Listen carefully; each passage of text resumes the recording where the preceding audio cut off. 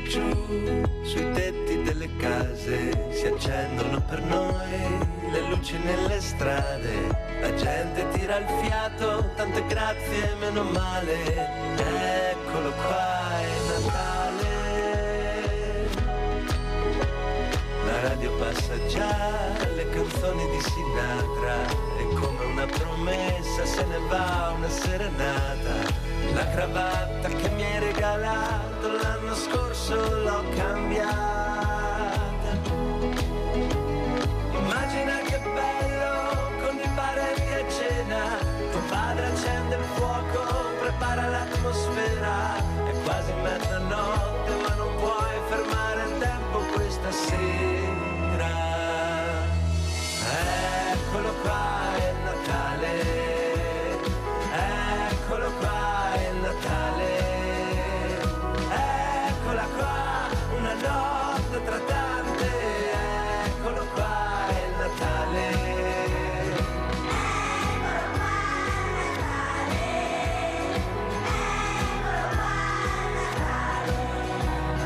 Eccola qua, una notte tra tante. Eccolo qua, è Natale.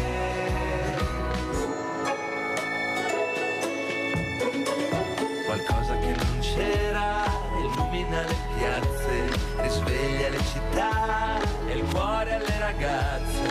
Tutta questa malinconia sembra andarsene via. Eccolo qua il Natale, non importa se ci credi, che ci rimette in fila come fossimo presepi.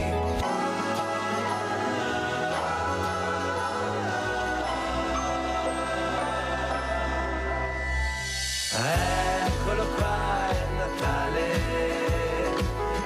Eccolo qua, è Natale. Eccola qua, una notte tra tante.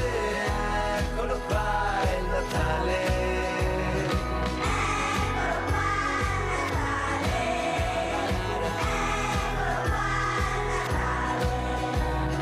Eccola qua, una notte tra tante. Eccolo qua, è Natale. Per le navi pescatori, per i grandi sognatori, per chi aspetta l'occasione, per chi resta sempre fuori, per i giochi dei bambini, per i furbi e gli assassini, per mia madre, per gli artisti, per chi scrive le canzoni. Eccolo qua, è Natale. Eccolo qua, è Natale. Eccola qua, una notte tra tante. Eccolo qua, è Natale.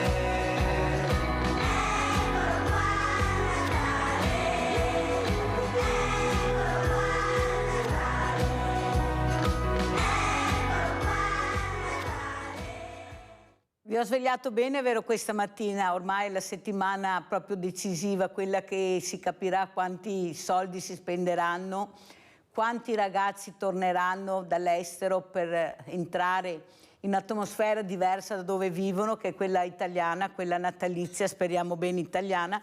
Ne parleremo questa mattina con due ospiti graditissimi. Abbiamo collegato da Milano il professor Alessandro Rosina, ordinario di demografia Università Cattolica di Milano. Buongiorno professore, grazie di essere qui, così ci spiegherà che Natale faremo, chissà che vadano a letto presto e che facciano tanti bambini. Professore, cosa dice lei? E poi abbiamo anche il dottor Diego Ponzin, direttore sanitario della Fondazione Banca degli Occhi del Veneto, che ringrazio anche al dottor Ponzin di essere qui con noi. Grazie, parleremo ancora di donazioni perché siamo un po' indietro, abbiamo fatto dei passi avanti, ma bisogna donare di più e Natale penso che sia proprio il mese e il periodo dove si dovrebbe riflettere di più su queste importanti donazioni. Allora partirei proprio col professor Rosina. Allora professore, ci dà dei numeri giusti perché siamo in forte difficoltà a capire quello che ci racconta certa politica. Io ho avuto un assessore regionale che ha detto che non è vero che i ragazzi vanno all'estero, che proprio non gli risulta, che è una balla sacrosanta. Allora professor Rosina, mi dice la verità qual è? Ci sono i giovani che vanno all'estero? Sono pochi, tanti? Com'è la situazione? Prego. Sì, allora no, che ci siano senz'altro ed è anche un fenomeno in crescita, lo confermano i dati dell'Istat, anche quelli di Fondazione Migrantes, che ogni anno pubblica proprio un rapporto sugli italiani all'estero, e nel rapporto che ha pubblicato qualche settimana fa documentava appunto questo fenomeno che continua ad essere di rilievo e in aumento. E poi anche l'ultimo rapporto Censis, anche questo molto recente, uno dei temi posti al centro del sistema paese e dei rischi che corre è il fatto appunto che sta crescendo anche nell'intenzione dei giovani la prospettiva di cercare migliori opportunità in altri paesi, dove trovano salari più elevati, condizioni migliori non solo dal punto di vista occupazionale e di realizzazione, ma anche poi di poter formare una famiglia, ad avere figli, perché appunto anche le politiche familiari di sostegno alla natalità sono migliori, e quindi questo è particolarmente preoccupante in Italia, perché noi diciamo che c'è un doppio flusso dal sud Italia verso le regioni del nord e dalle regioni del nord dell'Italia complessivamente verso i paesi che danno maggiori opportunità per le nuove generazioni. Ma noi di giovani ne abbiamo di meno rispetto agli altri paesi, perché la denatalità è più persistente da più tempo, insomma, che abbiamo una natalità molto bassa, e quindi siamo il paese con meno under 30 in Europa, e in più i laureati sono ancora una percentuale più bassa all'interno dei giovani rispetto agli altri paesi. Quindi perdere giovani qualificati, e l'idea che i giovani, nei giovani, questa idea che si consolida che non troveranno opportunità adeguate nel nostro paese, è qualcosa che dobbiamo assolutamente sfatare. È uno dei nodi del paese che non possiamo ignorare, che va assolutamente affrontato. Cioè dobbiamo dire alle nuove generazioni che noi puntiamo su di loro, che anche con gli investimenti di Next Generation EU, di quello che si farà con il PNRR, andrà a rafforzare la loro formazione, perché questa formazione venga valorizzata nel nostro paese. Noi non dobbiamo esportare giovani, dobbiamo esportare prodotti realizzati in Italia con le competenze e le capacità dei giovani. Guardi, professor Rosina, la ringrazio veramente, perché la confusione è tanta, perché, ripeto, io ho avuto anche un economista che ha detto qui proprio davanti alle telecamere che non è vero che poi in altri paesi trovino stipendi più alti, trovino lavoro così facilmente, tanto è vero che tornano con le orecchie basse. Ha detto non è vero tutto quello che si dice, e non è sempre solo questione di soldi. Ho capito, allora, ma se non è una questione di soldi, come ha spiegato benamente bene il professor Rosina, non valorizziamo questi ragazzi che veramente ce la mettono tutta anche a laurearsi con delle università che sono un fiore all'occhiello, perché veramente è così, e non è il dopo che manca. Ma perché continuare a far vedere quello che non c'è, a dire quello che non è vero? Ma come? Gli stipendi sono gli stessi, ha detto. Ma io l'ho guardato, ho detto ma non mi risulta. No, guardi, glielo posso assicurare. Capisce che le persone a casa fanno confusione, non riescono più a chi credere. È quella storia dei vaccini, degli stipendi, uno dice una cosa, uno ne dice un'altra. Per questo l'ho invitata, professore, perché chi meglio di lei, veramente, che è ordinario di demografia, Università Cattolica di Milano, può dire veramente quello che c'è veramente nel nostro paese, quello che non funziona, ma soprattutto questi messaggi devastanti che i giovani sentono, perché loro sentono queste affermazioni, e queste affermazioni non vanno bene. Prego, professore.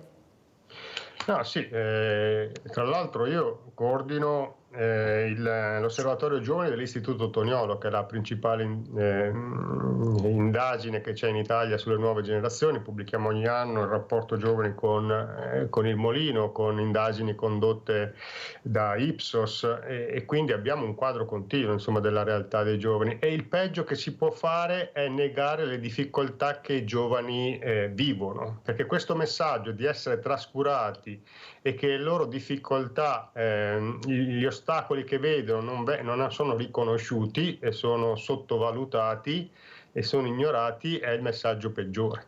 Quindi il messaggio è riconoscere quello che in Italia non funziona e tenendo conto che siamo un paese, e soprattutto le regioni del nord, con grandi potenzialità.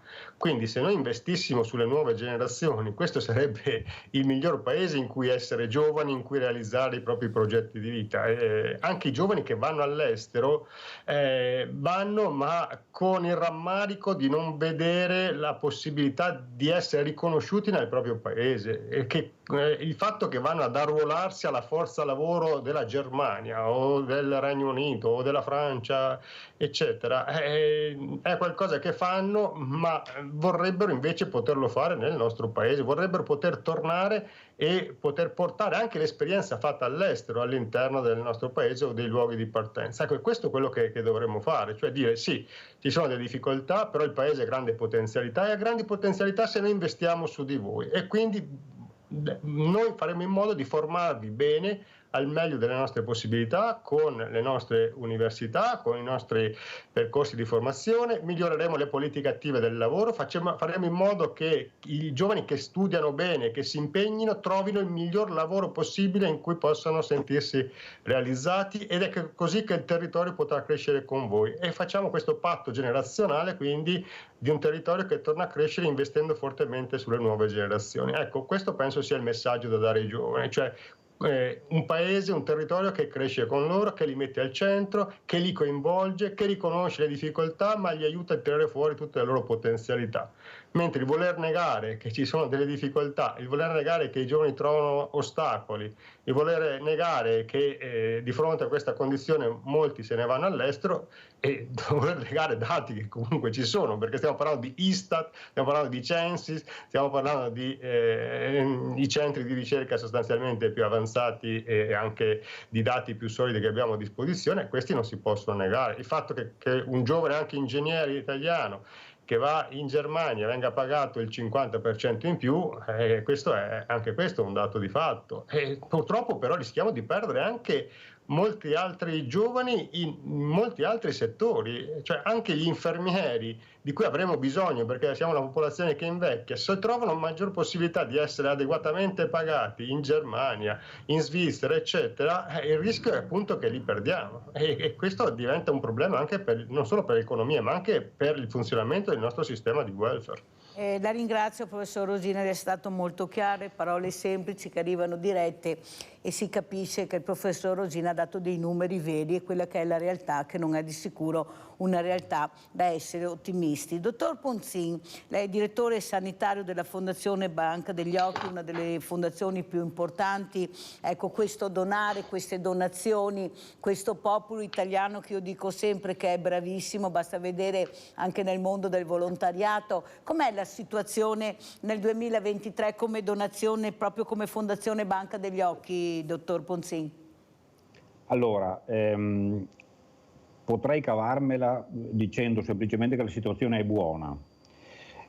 Vorrei, se mi è consentito, prima dire due parole di riflessione sui commenti e sulle notizie, insomma, che ha dato il professor Rosina, se crede. Prego, dottor Ponzin. Perché ha detto delle cose importantissime che io sottoscrivo, cioè ha espresso due concetti fondamentali, me li sono anche scritti perché credo fermamente che lui abbia ragione, cioè noi dovremmo dire meglio ai nostri giovani che noi puntiamo su di loro. Questa è una cosa che non siamo bravi a fare nel nostro paese.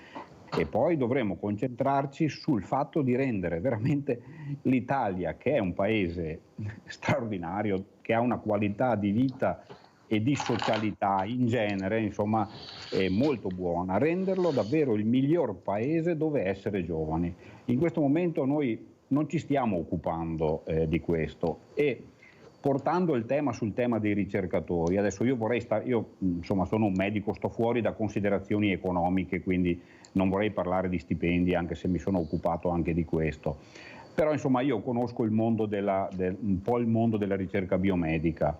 Ho importato dall'estero dei ricercatori che hanno lavorato nei nostri laboratori per periodi più o meno lunghi, e ho esportato anche ricercatori, perché abbiamo avuto dei giovani che hanno scelto durante o alla fine dell'esperienza da noi di andare all'estero. Io vorrei dire un paio di cose, se mi è consentito. Allora, da una parte il movimento verso l'estero è un movimento fisiologico nel mondo della ricerca. Adesso io parlo dei giovani nel mondo della ricerca. Direi però potremmo fare questo discorso anche nel campo professionale in genere, ma insomma nel mondo della ricerca passare un periodo all'estero è quanto di più fisiologico e anche di raccomandabile, oserei dire, l'ho fatto anch'io da giovane, rappresenta un momento di crescita fondamentale, di provincializzazione, di apertura verso il mondo e anche di confronto professionale. Noi abbiamo, secondo me, due problemi in Italia, anzi tre. Il primo è che questi giovani li lasciamo andare via con facilità e ci impegniamo poco per farli rimanere. Il secondo è che non diamo a loro delle prospettive di carriera. La ricerca biomedica in Italia è popolata da persone che vivono con borse di studio o borse di ricerca che sono assolutamente insufficienti. Quindi io, più che ragionare sul movimento in uscita come tale, ragionerei sui motivi che diamo a queste persone per rimanere qui e per credere in questo paese. E contemporaneamente siamo anche un po' contraddittori, perché abbiamo una burocrazia veramente complicata, perché lo scambio, secondo me, è fisiologico e positivo quando avviene in entrambi i sensi, quindi noi dovremmo essere attrattivi noi nei confronti di persone che vengono dall'estero. Ora le faccio due esempi. Io ho assunto molti anni fa, in modo quasi pionieristico, un ricercatore indiano. Ecco, le confesso che in Italia è più semplice assumere una badante che venga dall'estero piuttosto che un ricercatore. È stata una cosa dal punto di vista burocratico di una difficoltà incredibile. Faccio un altro esempio: abbiamo collaborato a far venire qua un chirurgo australiano che ha passato un anno di perfezionamento nel trapianto di cornea avanzato. Bene, per avere le autorizzazioni a far entrare questo chirurgo in sala operatoria in Italia in modo legale, ci abbiamo messo un anno. Quindi l'anno se n'è andato via senza che questo chirurgo potesse entrare in sala operatoria. Questi sono i problemi del nostro paese. Il fatto di lavorare sugli aspetti che diano dei motivi per credere ai ricercatori che vale la pena andare, ma anche tornare e poi credere in una carriera nella ricerca. Brevemente, le donazioni. Sembra un mondo lontano, ma non lo è, perché il mondo dei trapianti vive delle donazioni, ma vive anche della ricerca, come tutta la medicina. La medicina non ha raggiunto tutti i suoi scopi, ha bisogno della ricerca per vivere, per andare avanti, e ha bisogno delle donazioni per poter fare i trapianti.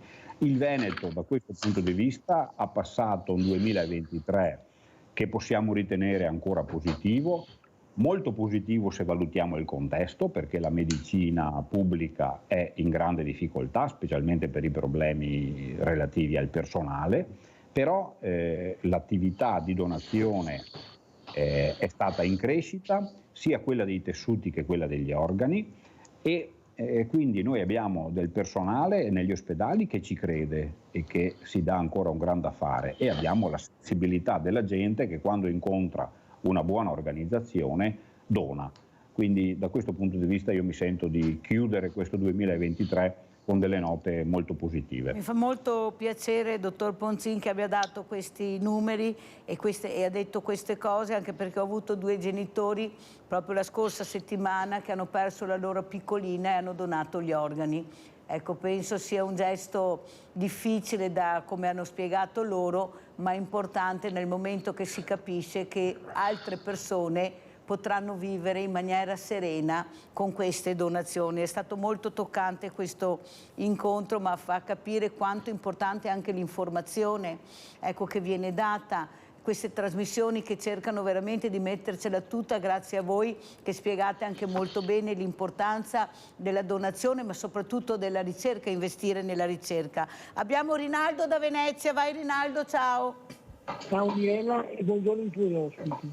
Innanzitutto, perché i fiori giovani non vanno all'estero, bisogna dargli la certezza di star qua, dargli un buon lavoro e a casa, va bene, se i giovani vanno a casa un stipendio da 2.000 euro al mese minimo, va bene, e case popolari da 200-300 euro al mese, mi fa quanti fiori che di voi. Torniamo a fare fiori a Varanghe. Un giovane che ha studiato 10 anni e si ritrova, come che ha spiegato benissimo il dottore, è costretto ad andare via, perché i giovani non lascia il suo paese, la sua patria, perché mi trova lavoro, e mi parai. Non c'è un segreto. I giovani sta qua, si va e ha certezza di avere una casa e un lavoro stabile, se no cosa stai a fare? A lavorare cosa? 2 mesi all'anno o qualche partita IVA, ma cosa? È un insulto alla miseria. E se no, che il governo dovrebbe andare, non far sedere loro, è una vergogna. E volevo dire al dottore, guarda, fatalità stamattina, vedendo una cassera, trovare 5-6 tele di occhiali. Mesinamente il professor Rama, e lo aveva sentito dominare, va bene? Io facevo e raccoglieva tutti questi occhiali e poi li mandavo in Africa, che c'era un'associazione che gli dava alla povera gente, gli faceva del bene ancora. Era cliente che dice tutto, se voi, è burocrazia, non dobbiamo guadagnarci. E mettono gli altri, è burocrazia, non viene dal cielo, è politica che ammette.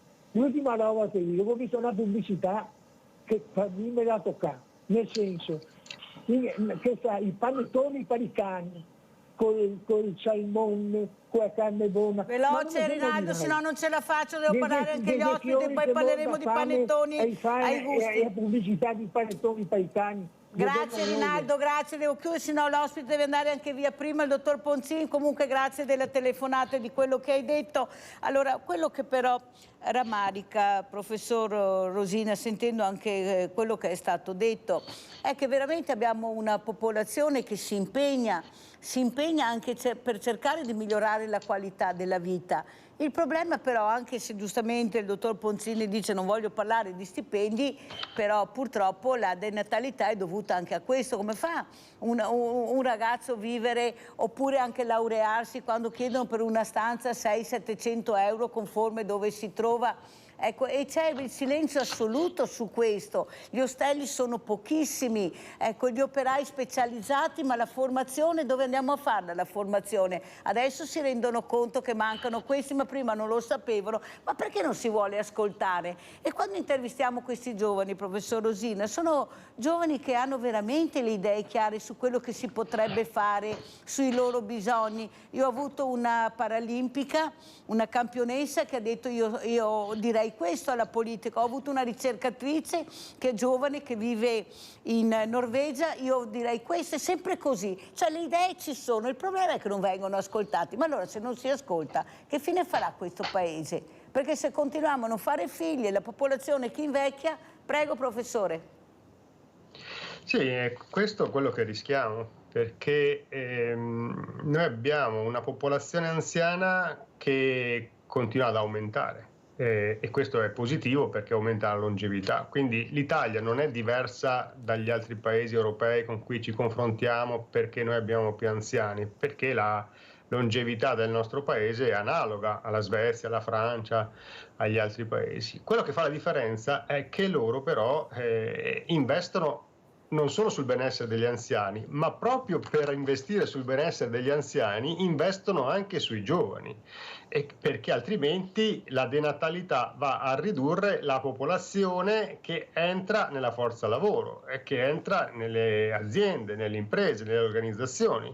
E se non entra abbastanza lavoratori e ben formati, l'economia non cresce. Quindi noi siamo esattamente in una situazione in cui per la denatalità diminuiscono le generazioni che stanno entrando nel mondo del lavoro, e questo andrà sempre di più a rallentare la crescita economica, ma il fatto che queste generazioni siano sempre di meno farà in modo che avremo anche sempre meno possibilità di finanziare il sistema di welfare, e avremo sempre meno possibilità di farlo funzionare, con persone appunto che diventano infermieri, che si occupano dei servizi pubblici, eccetera. E quindi questo è il paese che sta diventando sempre più fragile, che dovrebbe cogliere la sfida dell'invecchiamento della popolazione, migliorando le pensioni, la cura, l'assistenza della popolazione che vive sempre più a lungo, ma per farlo non può ridurre le condizioni delle nuove generazioni, perché sono quelle che poi consentono a un paese di continuare a crescere, di essere solido e di occuparsi anche della popolazione più fragile. Ecco, noi rispetto agli altri paesi abbiamo messo i giovani nella condizione di essere pochi e di avere anche meno opportunità per diventare autonomi dalla famiglia d'origine, dai propri genitori, quindi non dipendere a lungo, non posticipare continuamente i loro progetti di vita, ma poterli realizzare nei tempi giusti. E questo vuol dire politiche abitative, possibilità di accesso adeguato a un'abitazione, ai costi degli affitti, e vuol dire anche poi politiche attive del lavoro, cioè quindi poter essere adeguatamente assunti con prospettive di stabilità del loro percorso professionale, di carriera se hanno appunto le capacità e le condizioni, e di base economica adeguata. Ecco, anche Professore, su questo... le interrompo un secondo, se no mi cade la linea. Abbiamo Italo Guglielmo. Ciao Italo da Padova. Buongiorno a tutti. Buongiorno a tutti e grazie per l'ospitalità. Il problema delle persone che vanno a lavorare all'estero è dal punto di vista economico una cosa assolutamente drammatica. Ma dal punto di vista economico, mi spiego, immaginiamo di essere una grande famiglia di 60 milioni di familiari. Io, che sono il pater familias, va bene, a un certo punto mantengo questo giovane fino ai 18 anni, 19 anni, 20 anni, quindi asilo, scuole, sanità, educazione e tutto quello che va dietro alla vita che ognuno di noi fa e che ha dei riscontri anche pesanti da dover sostenere. A un certo punto, nel bel mezzo delle forze, questo personaggio prende, se ne va all'estero e tutte le energie che ha le mette a disposizione di un altro Stato, che lo restituisce quando ha 60-70 anni ed è vecchio, per cui poi noi, questo vecchio, come dice il poeta, ce lo cucchiamo noi fino a vita migliore. Questo è il disastro dell'emigrazione all'estero, è un disastro meramente economico e questo dobbiamo evitare, perché gli stati che hanno le persone giovani che vanno via sono destinati alla povertà, non c'è niente da fare, se la ricchezza la vanno a produrre da un'altra parte, quello Stato, la Germania, la Francia, la Svezia si arricchiscono sulla nostra manodopera e noi cosa facciamo? Accogliamo i rifiuti dopo perché non li vogliono più perché sono vecchi. Questo è il dramma del fatto che la gente vada a lavorare all'estero, questo ci dobbiamo ben mettere in testa, che dobbiamo impedire con una razionalizzazione dell'industria, dell'artigianato, del commercio, di impedire che questa gente abbia la necessità di andare fuori, perché per noi significa povertà. Tutto qua. E saluto e vi ringrazio. Grazie a te Italo Guglielmo, un abbraccio, grazie. Allora andiamo a vedere, devo correre purtroppo, poi risponderemo anche al professor Rosina, il video che ha mandato il dottor Ponzin, il glaucoma, cos'è e come si previene, che è una cosa importantissima. Andiamo a sentire.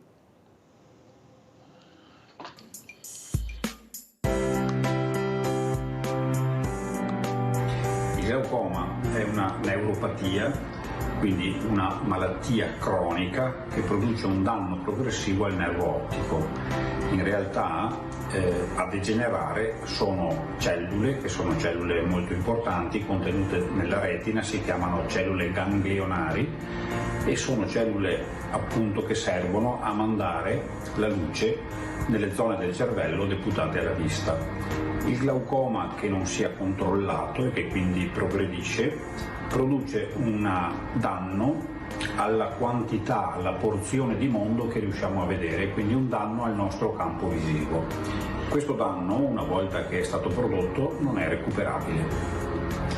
Il miglior modo per combattere il glaucoma è prevenirlo, quindi vuol dire mettere in atto, qualora possibile, tutte quelle strategie per limitare o ridurre i fattori di rischio.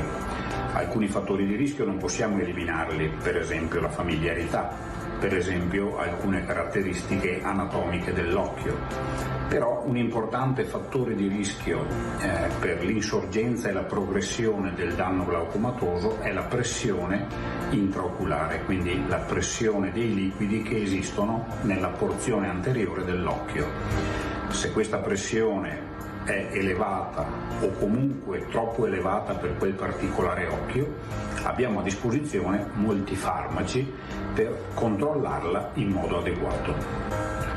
La cosa più semplice da fare per prevenire l'insorgenza del glaucoma o comunque per individuarlo è una visita oculistica nel corso della quale sia possibile valutare con accuratezza, sia possibile misurare la pressione intraoculare. La pressione intraoculare è un esame che va misurato nell'ambulatorio, che va eseguito nell'ambulatorio dell'oculista e il cui risultato va considerato nel contesto della visita, perché il valore può dipendere, può essere influenzato da altri parametri anatomici dell'occhio, come per esempio lo spessore della cornea. Quindi la misura della pressione intraoculare è importante per lo screening del glaucoma, quindi per individuare soggetti che siano a rischio di sviluppare un glaucoma o che abbiano un glaucoma in atto. La misura della pressione va eseguita dall'oculista che farà una valutazione dei risultati nel contesto complessivo della visita. La donazione dei tessuti oculari, che è importante principalmente per i trapianti di cornea, in realtà è di aiuto anche per i pazienti affetti da glaucoma. Qualora infatti la terapia farmacologica non sia sufficiente, esistono degli interventi chirurgici che servono a diminuire la pressione intraoculare in modo definitivo. A corredo di alcune tipologie di interventi chirurgici per il glaucoma è previsto l'innesto di sclera di donatore, quindi tessuto oculare prelevato dal bulbo del donatore, che per ragioni ricostruttive viene usato dal chirurgo nella chirurgia del glaucoma stesso.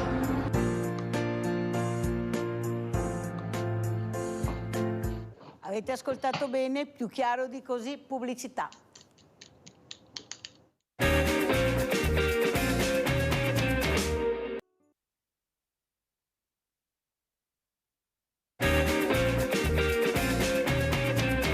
Dovrei dare la parola al professor Rosina, ma siccome il dottor Ponzin se ne deve andare a -10, devo assolutamente far vedere un altro importante servizio, poi andremo lunghi col professor Rosina, che ringrazio veramente tanto per quello che sta anche raccontando, perché abbiamo bisogno di persone per bene che raccontino veramente la verità. Andiamo a vedere invece da dove vengono le cornee per il trapianto e poi salutiamo il dottor Ponzin.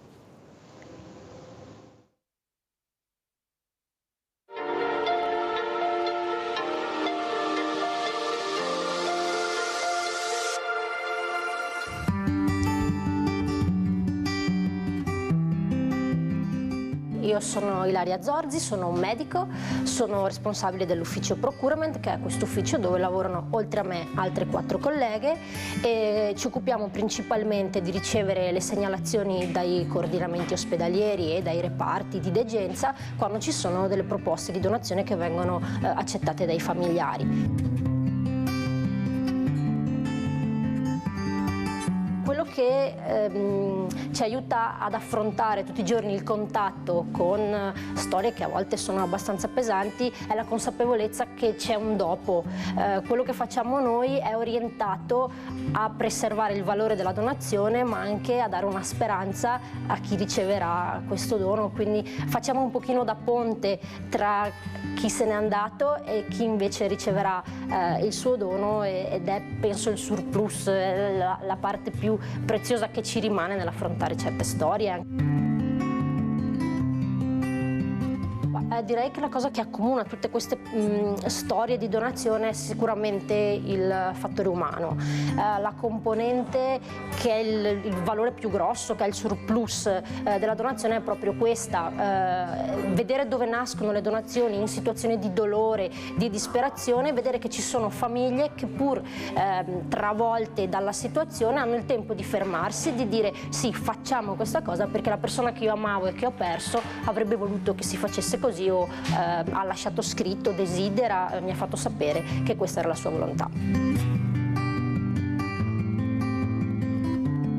I coordinamenti e gli operatori dei reparti ospedalieri per primi approcciano le famiglie che hanno subito il lutto, per primi cominciano a fare la proposta di donazione e a raccogliere una prima anamnesi del paziente potenziale donatore. In un secondo momento coordiniamo sempre da qui i medici incaricati del prelievo che collaborano con noi, sono 16 medici in turno tutti i giorni, in 2 o in 3, che si recano in completa autonomia nell'ospedale da cui proviene la segnalazione in tutto il Veneto e in tutto il Friuli Venezia Giulia per il prelievo dei tessuti oculari.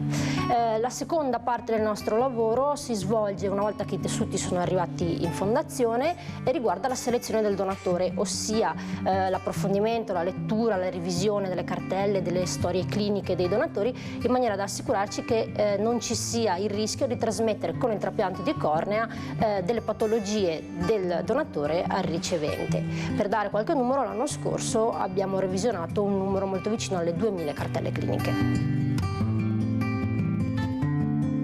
Se non si ama fortemente la vita, se non si è empatici col prossimo, è un lavoro secondo me impossibile da portare avanti, impossibile da fare, perché non si riuscirebbe a vedere quel po' di vita che viene strappata alla morte.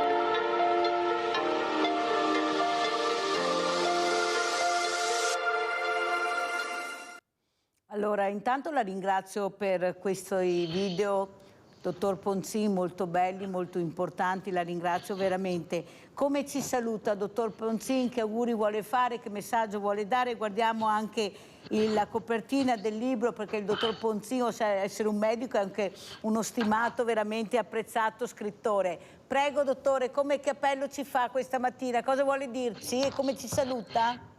Ma come posso salutarvi in un periodo come questo? Io vestito così, io non posso che augurare a tutti quelli che ci ascoltano, ma insomma mi piacerebbe augurarlo a tutta la società, la migliore salute possibile, e quando la salute non ha bisogno di un po' di manutenzione, vorrei che andassimo incontro e fossimo accolti da un sistema sanitario in grado di rispondere ai nostri bisogni di salute.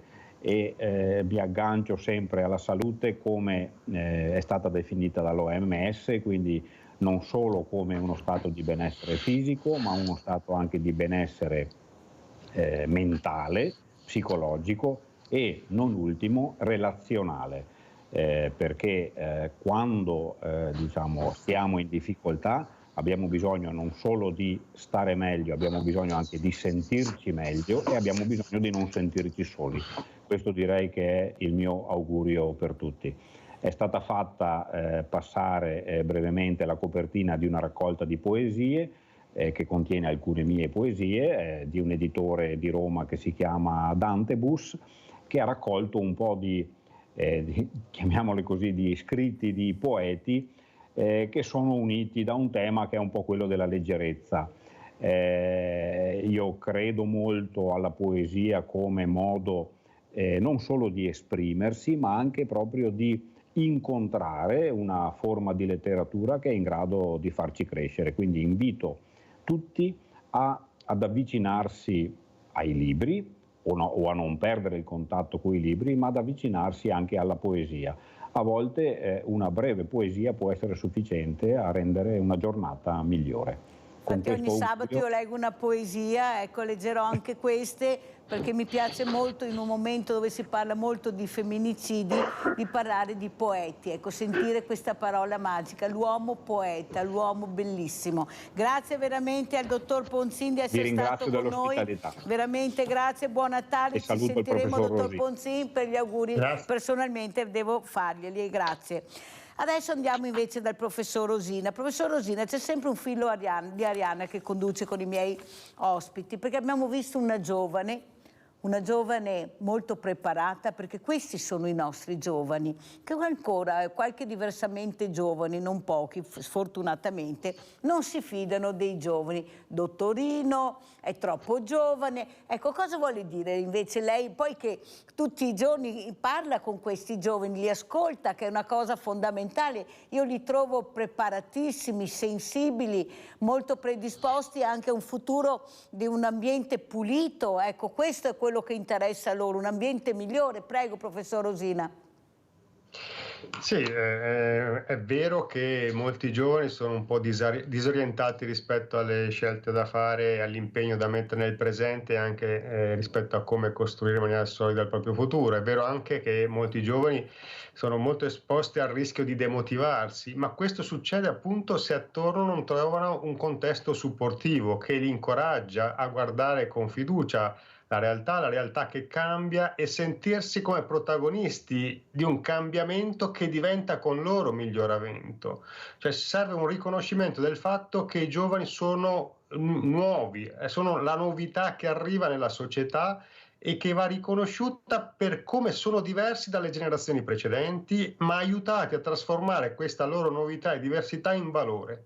Ecco, e altrimenti rischiano di perdersi. Quindi, quando trovano questo incoraggiamento, cioè quando trovano spazio, trovano sostegno, trovano aiuto a orientare le proprie scelte e trovano poi, quando si mettono in gioco, anche con il rischio di sbagliare, l'aiuto a riprovarci per fare ancora meglio e essere valorizzati in quello che fanno, diventano la risorsa maggiore per un territorio, diventano quell'energia positiva che poi consente di crescere, di guardare con fiducia, di avere un dinamismo sociale oltre che demografico all'interno del territorio in cui viviamo. Ecco, l'esempio della giovane ricercatrice attenta, ben preparata, non solo con le competenze tecniche, ma anche con questo fattore umano di valore, di poter riconoscere come andare incontro ai desideri delle persone, ad aiutarle poi anche nei momenti di difficoltà a trovare le scelte giuste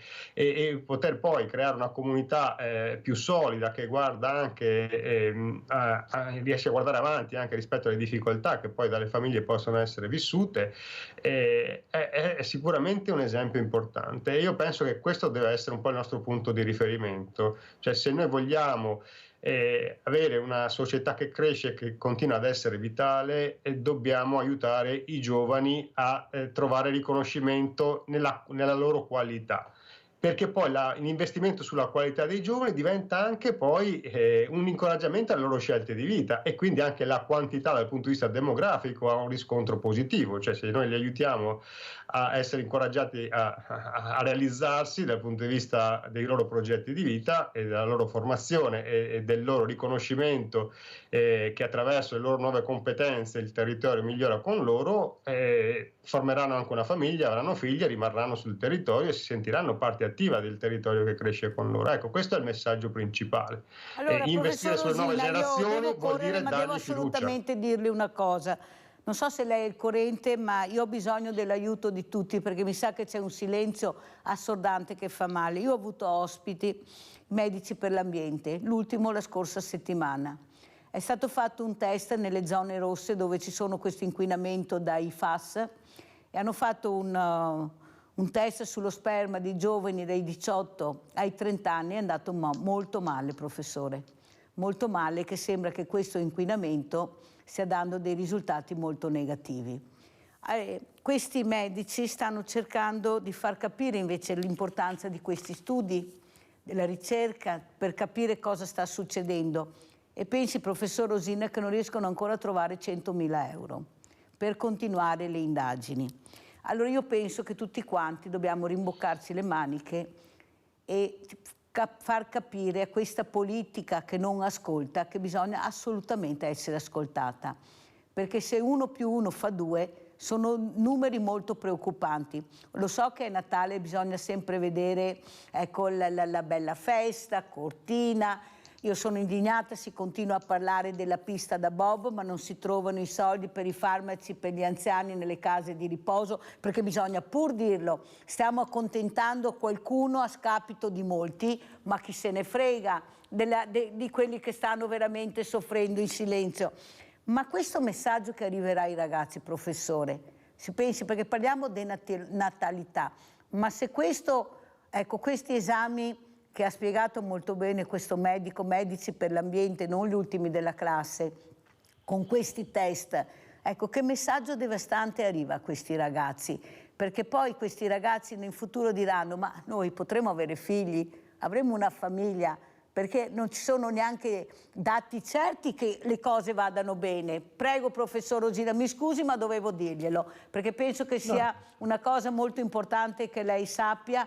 Anzi, mi piacerebbe anche fare un convegno su questo con voi, con i ragazzi. Dobbiamo ascoltare anche i giovani, i professori che ascoltano, che insegnano, i medici per l'ambiente, perché questo vogliono i giovani. Prego, professore.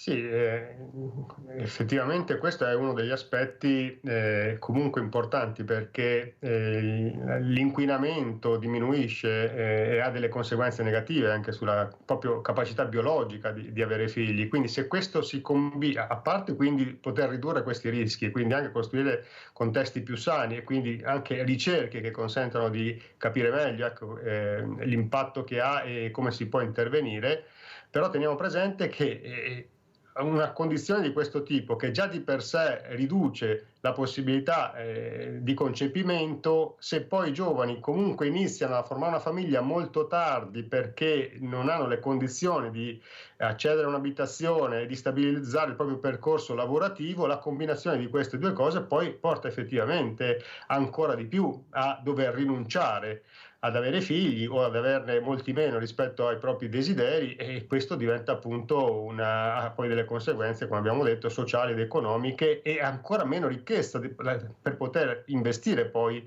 sulle ricerche stesse, sulla condizione dei giovani, ma anche sul funzionamento del sistema sociale complessivo che riguarda poi anche la popolazione anziana. Tanto più per il fatto che noi siamo un paese con un alto debito pubblico, quindi se noi sommiamo il debito pubblico, gli squilibri demografici e poi non affrontiamo in maniera adeguata anche i grandi cambiamenti del nostro tempo, sia con i rischi legati ad esempio all'ambiente, ma sia anche con le opportunità della transizione verde, dell'impatto delle nuove tecnologie, rischiamo effettivamente di diventare sempre più marginali e di vedere aumentare le fragilità da un lato e i giovani che se ne vanno dall'altro. Ecco, su questo noi dobbiamo chiedere veramente una maggiore attenzione della politica, perché queste scelte e le politiche e le misure che servono siano messe pienamente in campo. La ringrazio, professore. Allora andiamo a vedere questo servizio Demografia, Festival, Statistica e poi commentiamo col professor Rosina, Alessandro Rosina. Andiamo a sentire. Abbiamo fatto un po' delle previsioni da qui al 2033 e il Veneto perderà circa 45.000 abitanti, la provincia di Treviso ne perderà 5.000 e soprattutto a livello di natalità stiamo diminuendo, ecco, sono previsti circa 2.000 in meno nati nel 2033 se andrà avanti questa tendenza, quindi è obbligatorio cominciare a pensare a qualcosa di diverso. I numeri concordano, l'inverno demografico è già in corso, la tendenza ormai consolidata, ma niente ineludibile se c'è la volontà politica di cambiare davvero le cose. Questo è il senso e lo spirito di Statistical, il festival della statistica che torna a Treviso dal 19 al 22 ottobre con una serie di confronti e iniziative. La demografia ovviamente sarà in primo piano e non potrebbe essere altrimenti. Lo stesso caso Treviso sarà analizzato. La città è infatti l'unico capoluogo di provincia in Veneto cresciuto negli ultimi 10 anni di circa 1.700 unità, l'eccezione che conferma la regola. Treviso città in controtendenza solo fino al 2023. Però il problema è che si manifesta comunque, questa denatalità c'è dappertutto e quindi anche Treviso si adeguerà, quindi è stata salvata tanto, non tanto dai nati ma dall'immigrazione non necessariamente straniera, quindi dalla provincia si sono portati in città. Il festival, giunto alla sua 9ª edizione, si occuperà anche dei temi di più stretta attualità, con tutte le variabili internazionali e quindi economiche del momento. Queste incertezze ricadono poi anche su quelli che sono gli imprenditori che oggi non vedono motivo di investimenti nuovi per il momento, anche perché stanno aspettando quelle che possono essere degli incentivi fiscali che possono aiutarli. Crediamo che il futuro sia sempre incerto, ma con i dati possiamo anche raggiungere obiettivi migliori e saper anche aspettare quello che è il momento più opportuno. Allora, professor Rosina, quello che però vedo è che parlano i soliti noti, se la godono, se la fanno e se la godono. Io avrei piacere di vedere i giovani, che ci fosse anche questo contraddittorio su quello che si dice, cosa ne pensano di quello che viene spiegato. Perché se no non andiamo da nessuna parte. Io vado nelle scuole e parlano i soliti noti, i ragazzi sono là, fermi, pochi, qualcuno. Ma non può funzionare così, perché loro vogliono essere protagonisti. Tanto è vero che quando si chiede cosa vogliono, si dice l'ascolto. Vogliamo ascolto. Allora, capisce, professore, che sono indignata, perché se parlano sempre tra di loro, ma non andiamo avanti. E questi ragazzi invece hanno bisogno di capire e sentire anche da loro cosa avrebbero piacere. Perché se continuiamo veramente a non ascoltarli, a non farli parlare, rimaniamo sempre fermi. Questa è una mia idea, per carità, posso anche sbagliare. Prego, professor Rosina. No, ma è verissimo. Cioè, quello che manca è un'attenzione autentica nei confronti dei giovani, cioè uno sguardo sociale nei confronti dei giovani. Quello che hanno è lo sguardo su di loro dei propri insegnanti, ma per valutarli attraverso i voti. Hanno lo sguardo a volte dei politici, ma perché vogliono il loro voto. Hanno lo sguardo dei propri genitori perché vogliono che si confermino alle loro aspettative. Però pochi invece incoraggiano i giovani a dire che cosa loro vedono attraverso il loro sguardo, cioè a capire com'è la realtà che cambia dal punto di vista delle nuove generazioni. E quindi mette nelle condizioni di dire che cos'è che vogliono dal mondo che cambia, in che cosa vogliono diventare protagonisti di miglioramento del territorio in cui vivono e della loro realtà. Quindi è questo in cui siamo molto carenti, e quindi il rischio appunto che i giovani non si sentano visti, ma non si sentono visti proprio perché non c'è una sintonia rispetto all'attenzione nei confronti di quello che loro possono fare, possono dire e possono essere diventare, e quindi di conseguenza anche aiutarli ad avere strumenti perché diventino il meglio di quello che possono essere, anziché adeguarsi al ribasso alle aspettative che gli altri hanno su di loro. Questo è un grosso cambiamento culturale che dobbiamo fare. Professor Rosina, grande tecnologia, macchinari eccezionali, molte strutture, infrastrutture poco, ma strutture di cemento tante, ma manca la figura umana, manca sempre quella persona che gestisce anche i robot, ad esempio. Dicono che non sono interessati alla meccanica, non è vero, basta vedere nella robotica cosa riescono a fare, quelli che riescono ad avere la fortuna di riuscire a fare anche questo. Ma allora dove finiremo? Perché se le aziende continuano a dire non troviamo professionisti, quando ci sono o sono troppo anziani, perché quando hai superato i 40 anni, ciao, nessuno ti vuole, queste sono le telefonate che dicono. Questo ragazzo che non viene premiato né negli studi neppure nello stipendio. Allora dove andremo a finire, professore, se continuiamo a non ascoltare quello che si dovrebbe ascoltare, investire su quello che serve veramente al nostro paese, lasciando a parte Cortina perché non ne posso più? Prego, professore. No, quello che rischiamo è semplicemente andare avanti come è successo negli ultimi anni, quindi ad avere sempre meno giovani, sempre più quindi anziani, ma con meno risorse per poter vivere bene anche in età avanzate, con giovani molto frustrati e arrabbiati o rassegnati, quelli che rimangono appunto si adeguano al ribasso anziché dare il meglio di sé, ma molto insoddisfatti, oppure appunto se ne vanno all'estero. Questo è quello che rischiamo, e rischiamo quindi una società e un territorio che poi non funziona più, perché qualsiasi società, qualsiasi comunità funziona con il rinnovo generazionale. e quindi con chi arriva e porta appunto il suo contributo positivo per vincere le sfide del proprio tempo. Nelle sfide del proprio tempo c'è l'ambiente, c'è la qualità dell'ambiente, c'è l'attenzione verso il pianeta più in generale, ma anche la qualità del territorio. Ci sono le nuove tecnologie, c'è l'intelligenza artificiale, ci sono i robot. Queste sono le sfide del nostro tempo e i giovani però non devono subirle.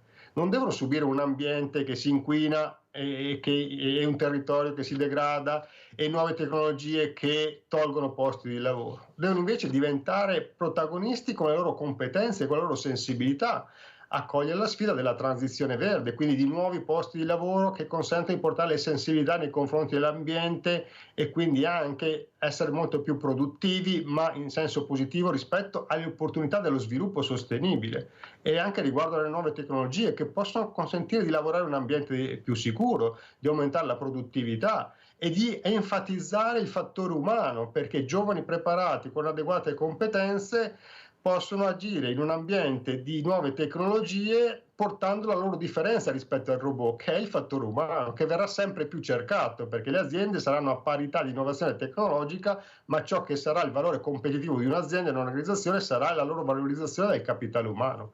E quindi i territori, le aziende, le organizzazioni che valorizzeranno il capitale umano saranno quelle che cresceranno di più e che saranno più competitive nel mondo del lavoro. Ed è per questo che noi dobbiamo formare bene i giovani, non solo dal punto di vista tecnico e delle competenze appunto degli hard skills, ma anche sempre di più rispetto alla loro sensibilità, la loro capacità di tirare fuori l'aspetto appunto che nessuna tecnologia può sostituire.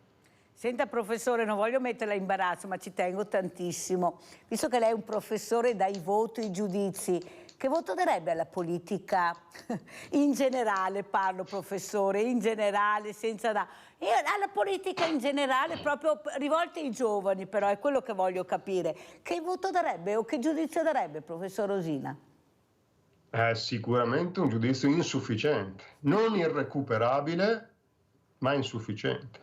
Perché è evidente che quando noi confrontiamo con i dati, cioè gli indicatori che riguardano i giovani italiani con quelli dei coetanei degli altri paesi, noi ci troviamo con meno giovani formati nei percorsi tecnico-professionali, meno giovani laureati, meno giovani che riescono a formare una propria famiglia e hanno figli, meno giovani valorizzati nel mondo del lavoro e con redditi adeguati e quindi anche più giovani poi che diventano NEET, che sono i giovani che non studiano e non lavorano e anche più insoddisfatti, ma non perché hanno meno potenzialità rispetto ai coetanei degli altri paesi, è che c'è meno investimento su di loro.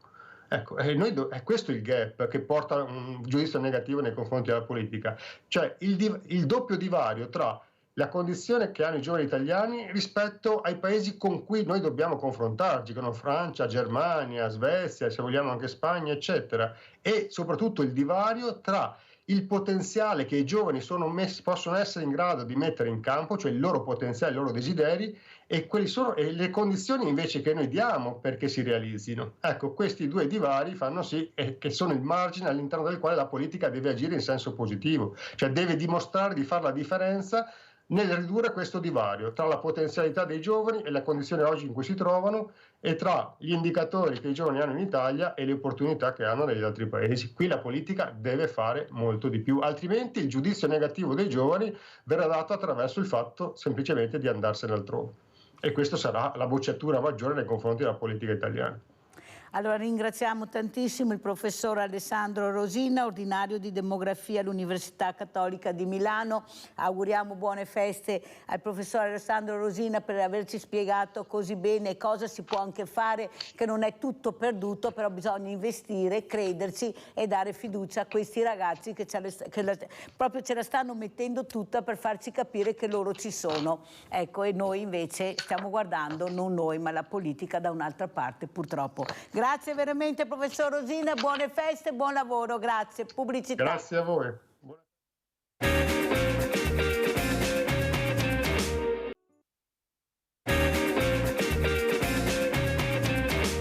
Vi presento altri due graditissimi ospiti. Abbiamo in presenza Adriano Tonelato, presidente AVO, Associazione Volontari Ospedalieri, che ringrazio veramente tanto, e abbiamo anche collegato Umberto Folena, giornalista e scrittore. Buongiorno anche a lei, grazie di essere qui con noi, buona giornata.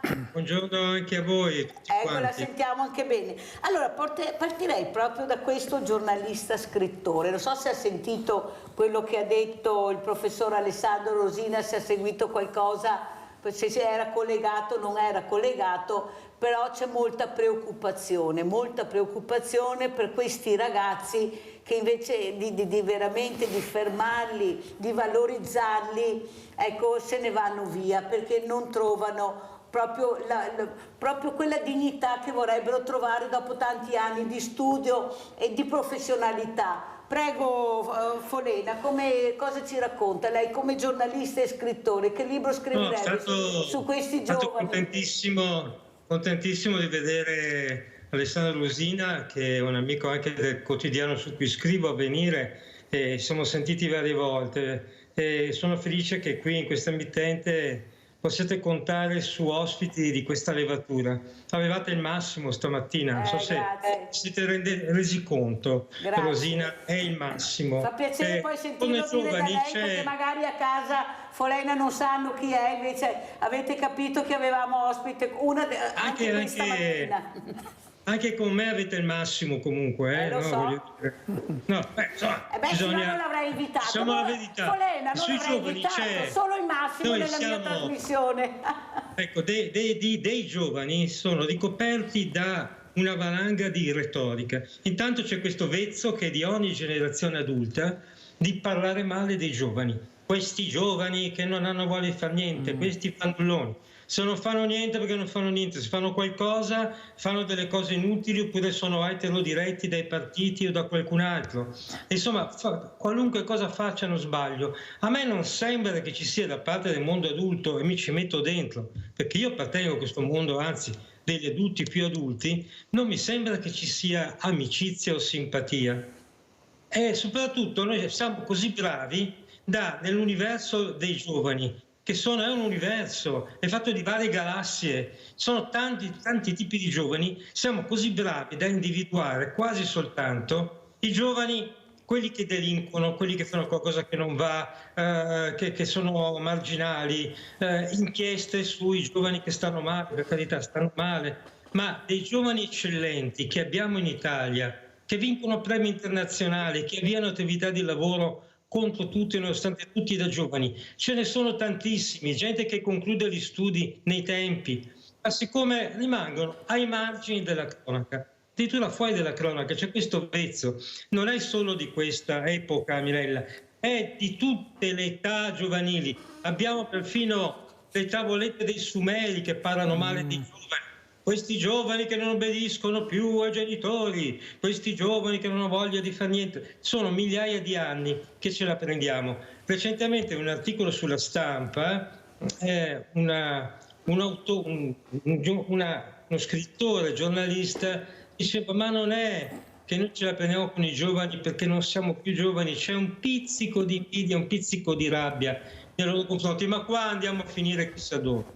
La verità è che dovremmo riuscire non soltanto a dare la voce basta, perché quella può essere retorica, li facciamo parlare e poi quando hanno parlato chi se ne importa.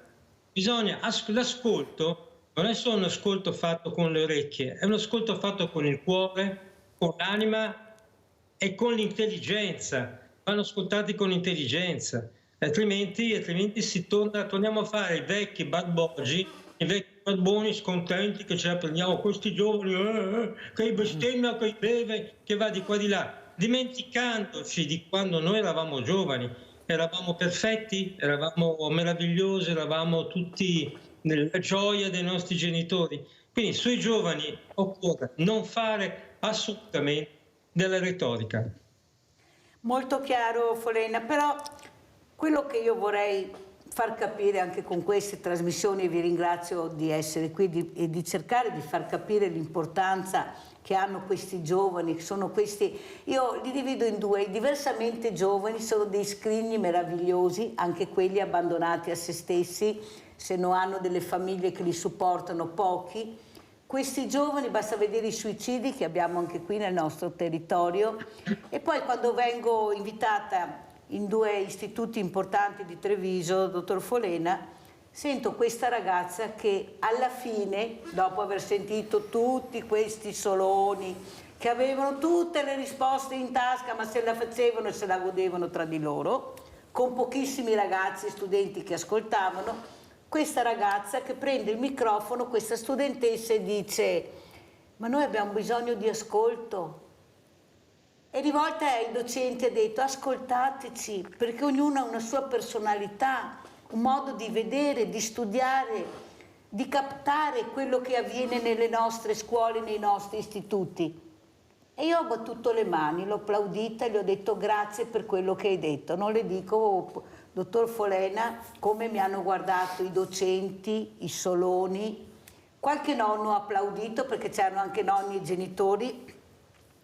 Ma allora non abbiamo capito niente, perché se questa ragazza continua a dire quello che diciamo anche noi questa mattina e nessuno sente ma non ascoltano, non si va da nessuna parte. Vuol dire che non gli interessano. Ma questi politici hanno figli, nipoti? Perché io mi domando anche questo. Cioè, li hanno o non li hanno? Credono in questi ragazzi? Ma sa, va benissimo, però anche sono d'accordissimo, sottoscrivo le tue parole, quelle di Rosina, il voto insufficiente ai politici, però non possiamo, ne dobbiamo fermarci qua. Lo sfogatoio contro i politici che ruba tutti, poi dopo li votiamo, votiamo sempre gli stessi, ne siamo entusiasti. Allora, cominciamo da noi, dalla nostra capacità di ascolto. E ascolto, ripeto, l'ho detto alla fine, stavo ascoltando, l'ascolto è fatto con le orecchie, con il cuore, ma anche con la testa. All'ascolto devono seguire delle azioni. Intanto non è vero che tutto il mondo adulto è sordo e tutti i soloni professori. Conosco professori eccellenti, Rosina l'abbiamo avuto, professori eccellenti che sanno altro che si ascoltano i giovani. Li studiano, li ascoltano, scrivono su di loro in modo da creare una coscienza di un clima di amicizia, e d'accoglienza. Lo fanno con i libri, con i giornali, lo fanno in televisione. Quindi anche lì attenzione a non creare le categorie, i giovani, i politici, i professori. L'intelligenza consiste nel saper distinguere, nel saper entrare nella complessità delle situazioni. I giovani sono un universo complesso e anche i professori. Ci sono psicologi, psicoterapeuti, professori di liceo e di scuola media che dedicano l'intera loro vita ad ascoltarli e a cercare di fare loro del bene. La loro intera vita la stanno dedicando. Ci sono e anche loro sono importanti. È vero, dottor Folena, quello che lei dice, però è anche vero che io continuo a dire che qualcuno non ascolta. Allora, se ci sono anche questi bravi insegnanti, questi bravi professori, questi bravi politici, ma se li mettono sempre all'angolo perché non fanno parte del cerchio politico che in questo momento governa, non si va da nessuna parte. È inutile dire il figlio del primario trova subito posto, perché funziona così. È inutile che vengano a raccontarmi le storie diverse, l'ho vissuto sulla mia pelle questa storia. Passa quello che fa parte del cerchio magico, quello che politicamente è più supportato. Questo è il ragazzo che ascolta, che partecipa a questi concorsi, questi studenti, perché fanno tutto legalmente, e per carità, non dico mica che non fanno le cose perfette, però funziona così. Come mai? Chissà perché loro hanno sempre il posto giusto. Ecco, il diversamente giovane nelle case, nelle residenze per anziani, guai chiamarle case di riposo, che ha ragione il dottor Pavan, dice non si chiamano così, ed è vero, però sono sempre se economicamente reggi, se no fai fatica. Però poi c'è una parte, qua invito l'ospite che ho vicino, Adriano Tonnelato, presidente AVO, Associazione Volontari Ospedalieri, che invece ascoltano, ma sono sempre diversamente giovani, perché i giovani non ci sono nel mondo del volontariato, o pochissimo, oppure hanno fatto una scelta. E perché? Perché non si fidano di tutto il mondo del volontariato. Primo perché non ci conoscono, perché non li intrighiamo, andiamo a fare la lezioncina in classe 2 o 3 volte l'anno, pensa a te cosa che me ne frega, loro della lezioncina già le prendono tutti i giorni, loro vogliono diventare protagonisti, vogliono esserci, vogliono toccare con mano quella che è la realtà. E dove li troviamo? Negli ambienti, nelle associazioni che si occupano di animali, ecco, negli ospedali con i bambini, nelle pediatrie. Li troviamo là, li troviamo dove manifestano per l'ambiente, magari delle volte anche con degli atti che molti condannano, ma cosa devono fare più di così, anche se è sbagliato? Allora, come mai questi giovani non si fidano del grande mondo del volontariato, 7.000 associazioni, sì, ma tra la burocrazia che adesso ha dimezzato non poco, e poi che non si fidano del volontariato in genere, la dice lunga coi numeri. Prego, Tonellato. Grazie, buongiorno. Sì, è questo. I volontari medio-alti di età, difatti, hanno difficoltà a interfacciarsi a volte con i volontari di età più bassa, perché magari che questi chiedono di entrare in associazione, perché c'è sempre un po' di verifica o anche di supponenza sull'esperienza magari. Noi abbiamo fatto in questi ultimi 2 anni un grosso sforzo, veramente grosso, e dall'esperienza fatta abbiamo sforzo inteso a far entrare persone di età anche giovani, perché siamo intervenuti su 3 punti. Uno era burocratico, vale a dire abbiamo modificato la nostra copertura di assicurazione per tutti i volontari, che è obbligatoria per legge. Copriva prima dai 18 ai 70 anni, a 75 anche di età, e abbiamo inserito una clausola che è stata accettata dall'assicuratore con un'integrazione di costo, quindi anche, per inserire i minorenni. Fermo Tonellato, perché abbiamo una telefonata, se no mi cade la linea, non funziona. Abbiamo Lina da Valdagno. Ciao Lina. Ciao Mirella, grazie. Ti auguro un buon Natale a te e a tutta Rete Veneta. Grazie, scusami se ti disturbo un po', ma volevo farti gli auguri di buon Natale, buone feste a tutte le famiglie di Rete Veneta e anche a te in particolar modo. Grazie Mirella, ciao. Grazie Lina, fa sempre piacere ricevere queste telefonate che ricambiamo, tutta la squadra ricambia questi auguri, grazie. Prego Tonellato. Sì, grazie. Stavo dicendo appunto che siamo intervenuti per inserire anche i giovani e particolarmente quelli delle scuole medie superiori al 4º, 5º anno, quindi 16, 17, 18 anni. Abbiamo avuto anche, con un accordo che poi abbiamo fatto col Centro Servizi del Volontariato di Treviso, che sappiamo quell'ente che organizza, fa i progetti con le associazioni, li porta avanti, e ha molte competenze in merito a darci una mano, abbiamo fatto un progetto, quindi anche una convenzione scritta, dove praticamente loro ricevono molte richieste di mail di giovani che vogliono conoscere il volontariato, da approfondirlo per entrarci eventualmente in qualche iniziativa di volontariato. Hanno stampato ed emesso nel corso del 2023, in primavera, una bellissima guida che si chiama, prima dell'estate, si chiama Un morso d'estate, la guida dove ogni associazione aveva rappresentata la sua situazione, in realtà cosa fa, cosa si fa per entrare e quali sono poi le attività che vengono svolte e anche cosa si guadagna eventualmente col volontariato. C'era questa domanda particolare verso la fine del questionario. Sì, ma dobbiamo anche stare attenti, Tonellato, perché o parliamo di volontariato o parliamo di cooperative, perché io in regione un giorno mi sono alzata perché sentivo tutti parlavano di soldi, di denaro, ma ho detto scusate, è un'associazione, qui siamo una riunione di associazioni di volontari o siamo in una riunione per le cooperative? Perché non mi tornavano, cioè o parli come volontario con i problemi che ci sono, ma volontario, non puoi parlare da volontario come cooperativa, perché se il finale e se ne sono sempre i soldi, allora capisco bene perché sta diventando la multinazionale anche il volontariato e stanno eliminando quello che è il vero volontariato. Cosa dice Folena, dottor Folena, di quello che ha detto sia Tonellato e di questo, quello che ho detto io? Prego, dottor Folena. Ma non lo so, il volontariato è sempre, specialmente poi il Veneto, è sempre stato un'eccellenza. Tutti i grandi incontri sul volontariato si sono svolti a Padova, ad esempio, ricordo quando anch'io lo facevo. L'importante è che specialmente i giovani trovino qualcosa che riempia il loro cuore. Poi che per far funzionare il volontariato servano anche dei fondi, perché altrimenti non si riesce a fare niente, purché non diventi chiaramente uno... Volontariato di per sé non può avere uno scopo di lucro. Tutto qua, non è che penso...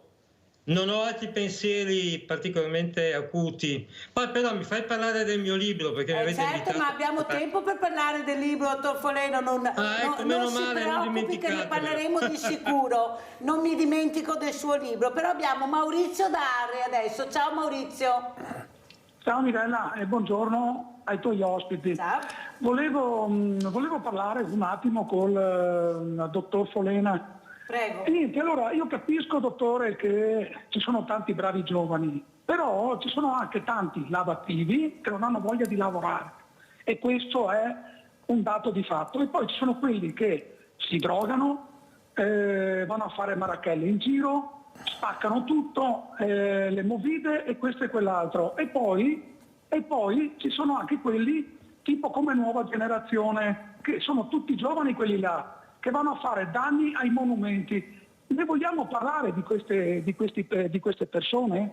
Cioè io voglio dire, ma non hanno un buon tempo per andare, per carità, io capisco che le proteste, giustamente è giusto andare in piazza a dire la sua, però da qui a fare danni ai monumenti tipo Venezia, tipo Roma e tutta Italia, cioè mi sa che qua ne passa di acqua sotto i ponti prima che vadano a lavorare quelle persone. Va bene, Mirella, io ne approfitto per fare gli auguri di buon Natale a te, a tutto lo studio di Rete Veneta e a tutti i tuoi ospiti. Grazie Maurizio, e continuiamo a guardare gli esempi negativi e non quelli positivi, anche se i positivi sono tantissimi. Perché così è, così non c'è niente da fare. Invece dobbiamo guardare quelli positivi, che ce ne sono tantissimi, io li porto qui a parlare, ecco, come l'ultima campionessa che ho avuto paralimpica, ecco, proprio l'altro giorno, per capire l'importanza invece che dobbiamo dare a questi giovani e sempre ringraziarli per quello che fanno anche nel campo sportivo. Prego, dottor Folena, cosa dice?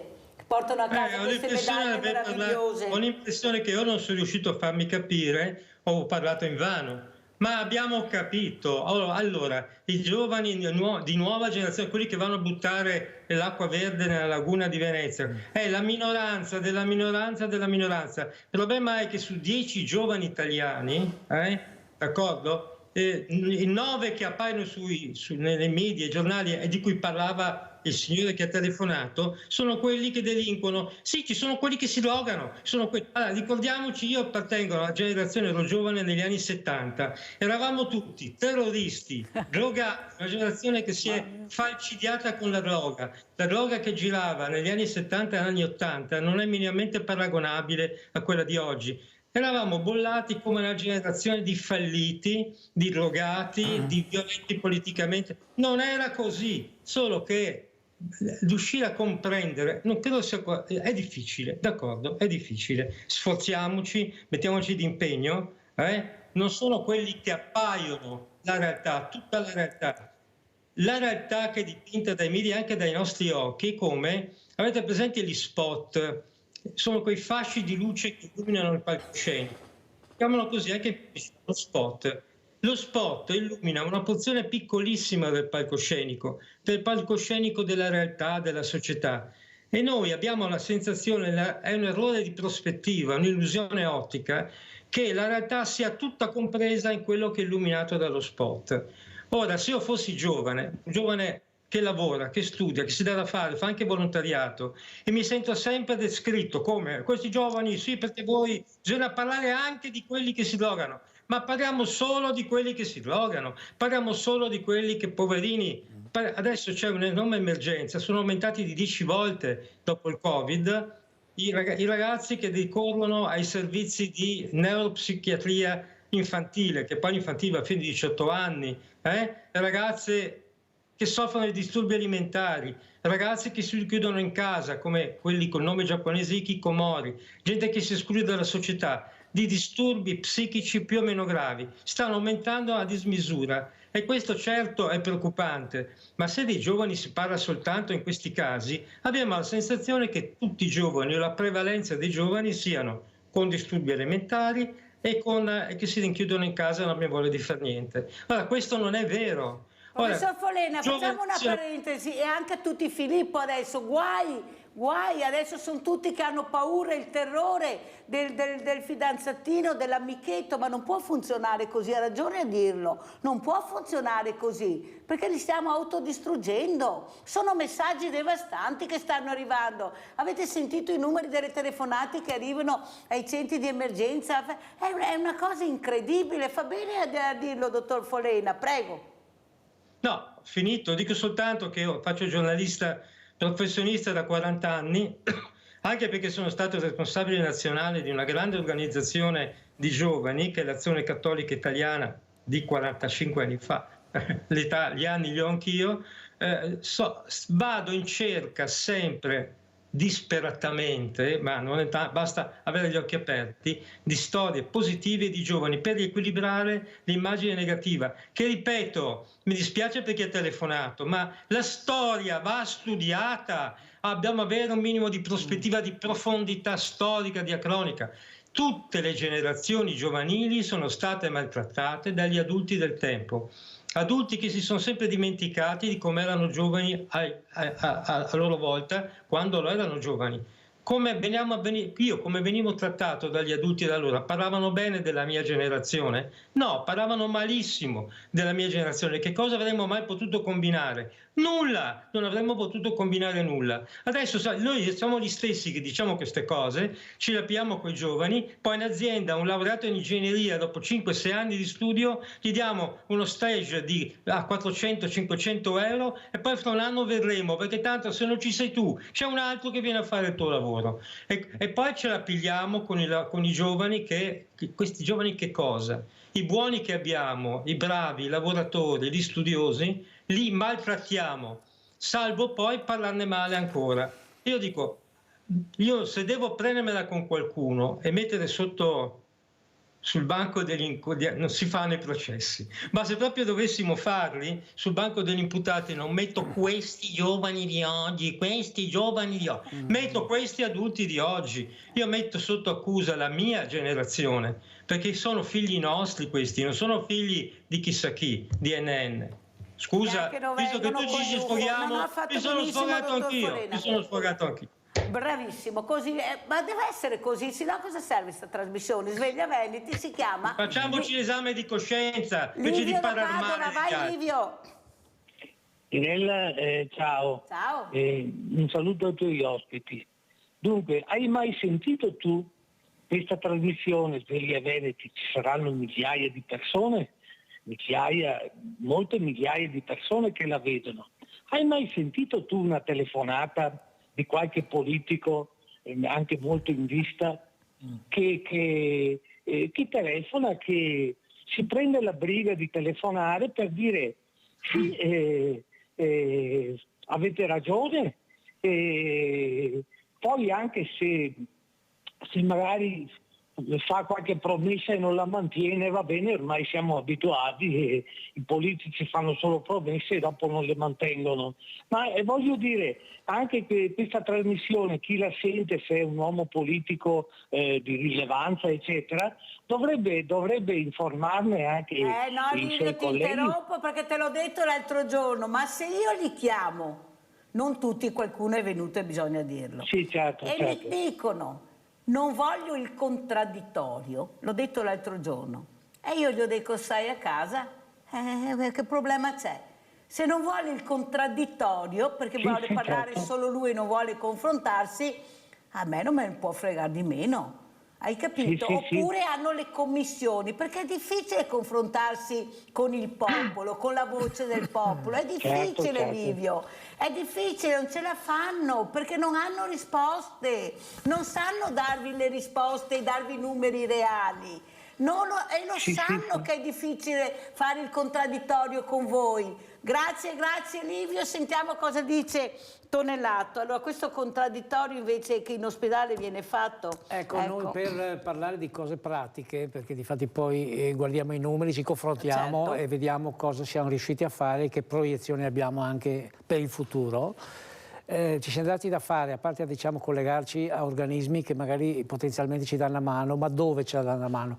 Nel mettere in evidenza la nostra associazione, che è giusto, corretto che debba esserci, ma soprattutto anche per aiutarci in cosa? Nella formazione soprattutto dei giovani. Noi abbiamo puntato tantissimo dopo il Covid, dopo questa situazione sanitaria particolare che c'è stata, che c'è molto pesante, particolarmente per noi che operavamo nel sanitario, però non ci siamo mai fermati, qualcosa abbiamo sempre fatto in collaborazione, in supporto all'ospedale di Treviso poi, perché le nostre volontari sono particolarmente affezionati a questo ospedale, io non so perché, ma questo Capfoncello è molto articolato, quindi c'è spazio. Noi eravamo 90, vedo che stiamo crescendo, siamo circa un centinaio, poco più. I giovani, con queste collaborazioni che inseriamo nella nostra formazione specifica e particolare, dove i temi fondamentali, che poi è uno dei primi articoli del nostro regolamento, del nostro, oserei dire, statuto, è relazione di aiuto e ascolto attivo applicato nei confronti delle persone fragili in condizioni di marginalità, ricoverate, deboli. Questo facciamo. Il volontario non fa attività materiali, quando va col suo camice nel reparto di ospedale, a Treviso siamo in 8 reparti, geriatrie e medicine, quindi con gli anziani anche, ma siamo anche in reparti giovani, siamo nella terapia intensiva neonatale da un anno con un progetto particolarissimo.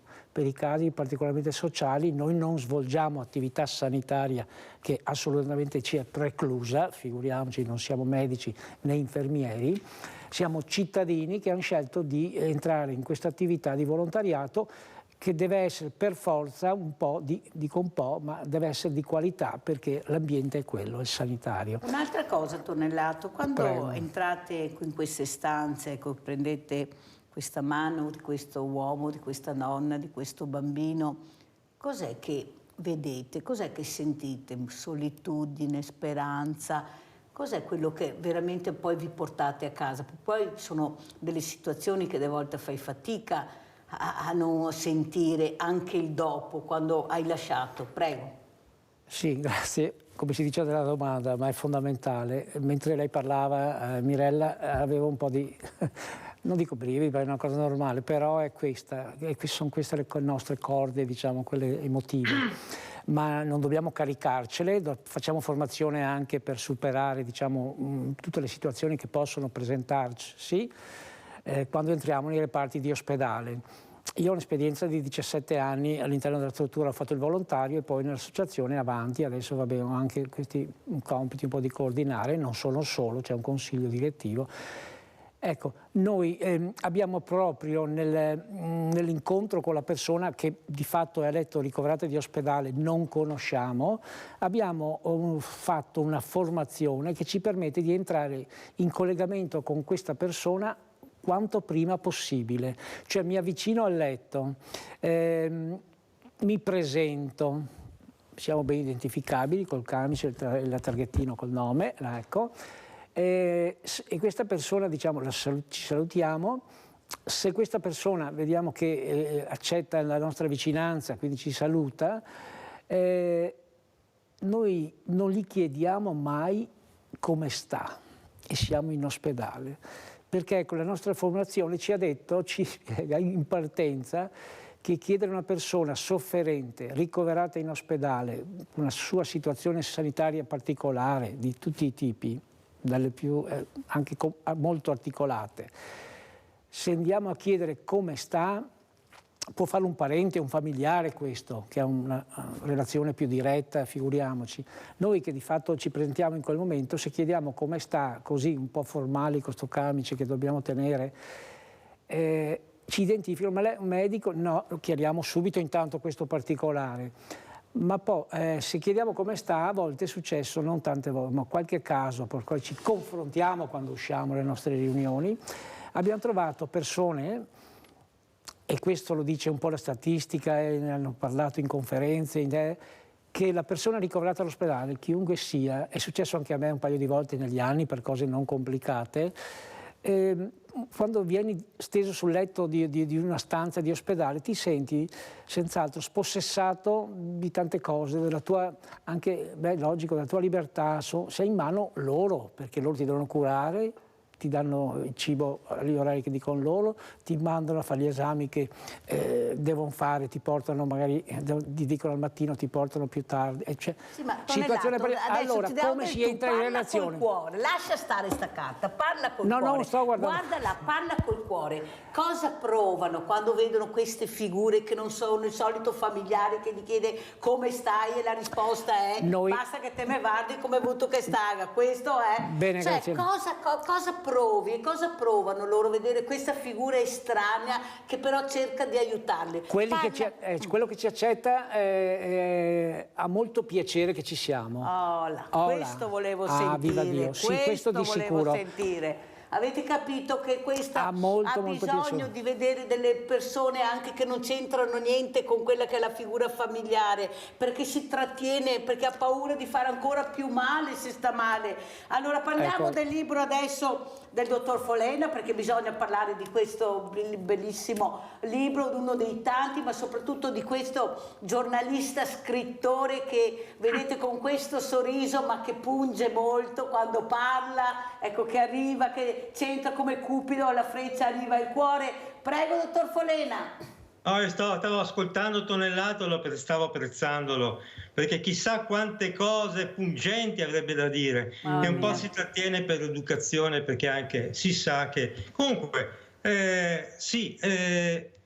sto scrivendo, sono arrivato ormai alla terza puntata, terza e ultima parte, la saga di Tre Tronchi. Vedete che io non ho la R, ho dato apposta questo nome Tre Tronchi per prendermi in giro, non riesco neanche a pronunciarlo. È un borgo della Pedemontana Veneta dove accadono tantissime cose, dove ci sono adulti, giovani, meno giovani, uomini, donne, ci sono alcuni buoni, ci sono anche dei cattivi. Soprattutto ci sono molti indifferenti. Accadono tantissime cose, non c'è un solo protagonista. La cosa che è importante è che tutti quanti cercano di costruire relazioni e rapporti, di dare vita a dei borghi che rischiano di essere morti, perché ognuno vive nel proprio guscio, tra le proprie quattro mura, non si fa più nulla insieme e si fa anche fatica a pensarsi come comunità, come gruppo di persone che intesse dei legami, compiono anche delle imprese comuni insieme. E anche qui c'è anche il volontariato, certamente.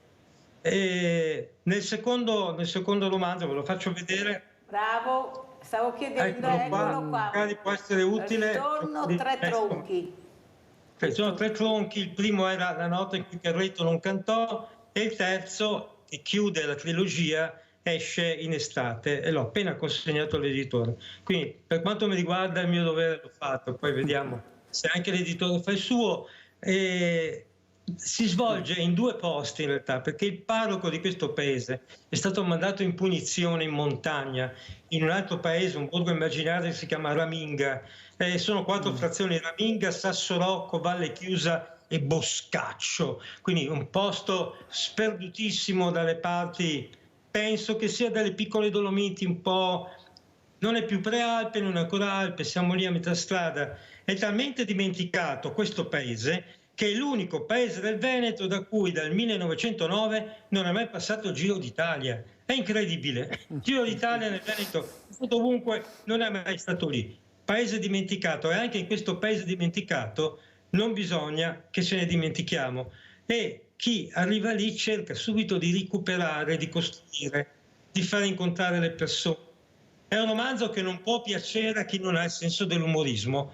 Lo dico subito, se c'è un Veneto che vuole sempre parlare di cose tristi, poi è qua che va male di qua e va male di qua, se vuole sempre J'accuse, prendersi con qualcuno, nel mio romanzo non me la prendo in realtà con nessuno se non contro chi ha un esagerato senso della serietà. è un romanzo dove si passa dal dramma alla commedia, dove si ride parecchio, perché la capacità, io credo che l'intelligenza, vogliamo cercare di essere più intelligenti, ossia di capire di più del mondo e di noi stessi.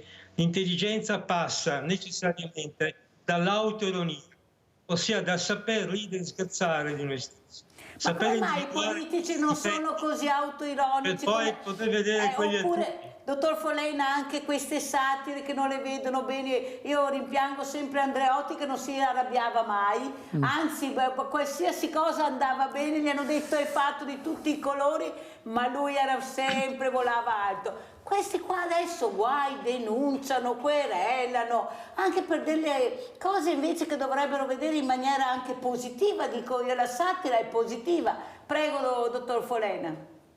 No, voglio dire, ci sono in Italia, è una cosa strana, io sto cercando, devo ancora capirlo e non l'ho capito fino in fondo, magari qualcuno mi può aiutare a capirlo, perché ci sono delle popoli italiani, delle zone dove c'è una naturale predisposizione alla battuta e al moto di spirito e all'umorismo, e altre zone dove tutti si prendono terribilmente sul serio, si offendono, non capiscono le battute. Ahimè, lo dico, io sono mezzo toscano e mezzo veneto. Beh, in certe cose che posso dire in Toscana non posso dire nel Veneto, perché nel Veneto mi guardano storto e mi dicono: ma cosa vuoi dire? Cosa stai dicendo? No, non ho capito, spiegati. Allora, se uno non capisce una battuta, ci sono due possibilità: o la battuta è sbagliata, sbagliato io farla, oppure chi l'ha ascoltata non ha proprio la sintassi, il vocabolario, la capacità di ascoltarla. Io credo che se vogliamo crescere, dobbiamo crescere anche nella capacità di essere autoironici, di saper guardare i nostri difetti, saperne sorridere. Sorridere vuol dire non fustigarci e buttarci giù e abbatterci, vuol dire sorriderne amabilmente per poterli poi superare, condividerli, superarli. Perché noi veneti possiamo imparare un pochino di più a sorridere di noi stessi, a uscire dalle nostre fabbrichette, dai nostri capannocini, dalle nostre, metterci insieme, riunirci, vederci, guardarci nel volontariato, di più a fare volontariato ospedaliero, di più a fare volontariato culturale. La parola cultura non deve spaventare, non è qualcosa di misterioso, di noioso, di faticoso. Significa cercare di capire insieme il mondo in cui siamo immersi, capire meglio come stiamo vivendo i nostri tempi, ma se non abbiamo questa consapevolezza rischiamo di andare a caso. Fare di più volontariato per gli altri, per noi stessi, e insomma dobbiamo trovarci di più, uscire dalle nostre case, meno televisione, più vederci, più guardarci e soprattutto più leggere, leggiamo. La lettura è faticosa, ma certo, è come camminare, se non cammino mai, faccio 10 passi, faccio fatica, ma man mano che cammino faccio sempre meno fatica. La lettura in realtà è importantissima, e qui finisco, perché è importante dire anche in televisione. A volte diciamo, io ho i pensieri, ma non riesco a esprimerli, non ho le parole per esprimerli. E questo è assurdo, è il contrario. Per pensare ho bisogno di parole. Se ho tante parole riesco a comporre dei pensieri tanti, belli e complessi. Se ho poche parole non riesco a fare dei pensieri complessi, intelligenti, opportuni. Non è che non ho i pensieri ma non riesco a esprimerli. Per pensare servono le parole. Quindi, cari veneti, volete avere un pensiero profondo che mettano in difficoltà anche i nostri politici insufficienti? Volete avere un pensiero che sia capace di mettere in difficoltà? Dovete avere più parole. Questo l'ha detto, più famoso, Don Lorenzo Milani. Il potere delle parole. Insegnava tante parole su lui. Più parole avete, più sapete difendervi da chi vuole mettervi nel sacco. Leggete che vi fa bene e imparate nuove parole, e più parole imparate a pensare. Avete capito cosa ha detto il dottor Folena? Quello che vi dico io quasi tutte le mattine: parlate, dite, i pensieri sono importanti, le parole sono importanti. Ecco, come commenta Tonellato? Sì, noi facciamo come volontari ospedalieri, facciamo la formazione che ci insegna a stare zitti quando siamo vicino all'ammalato. A quale ammalato ricoverato? All'ammalato ricoverato che ha cominciato a dirci qualcosa di se stesso. Noi non facciamo mai domande e gli chiediamo cose che riguardano il suo stato di salute. Ecco. Cerchiamo sempre di entrare nel sentimento, nella emozione, di comprenderla, quella che in quel momento sta vivendo l'ammalato. Fermo, perché sennò non ce la faccio, andiamo a vedere questi video che veramente Tonelato è stato gentilissimo e ci ha mandato, che sono video molto importanti. Andiamo a sentire, partiamo subito con l'intervista a Raffaella.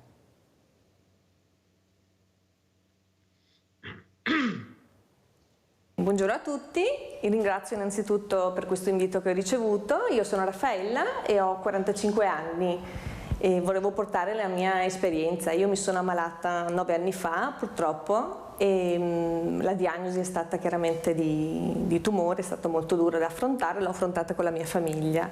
Ho affrontato un intervento, un percorso terapeutico e fin qui tutto bene. Ho ripreso in mano la mia vita, sono tornata ad avere una vita normale in famiglia, con i figli, con gli amici e tutto. 4 anni fa purtroppo ci sono ricaduta con una recidiva e lì mi sono sentita proprio il mondo crollarmi addosso.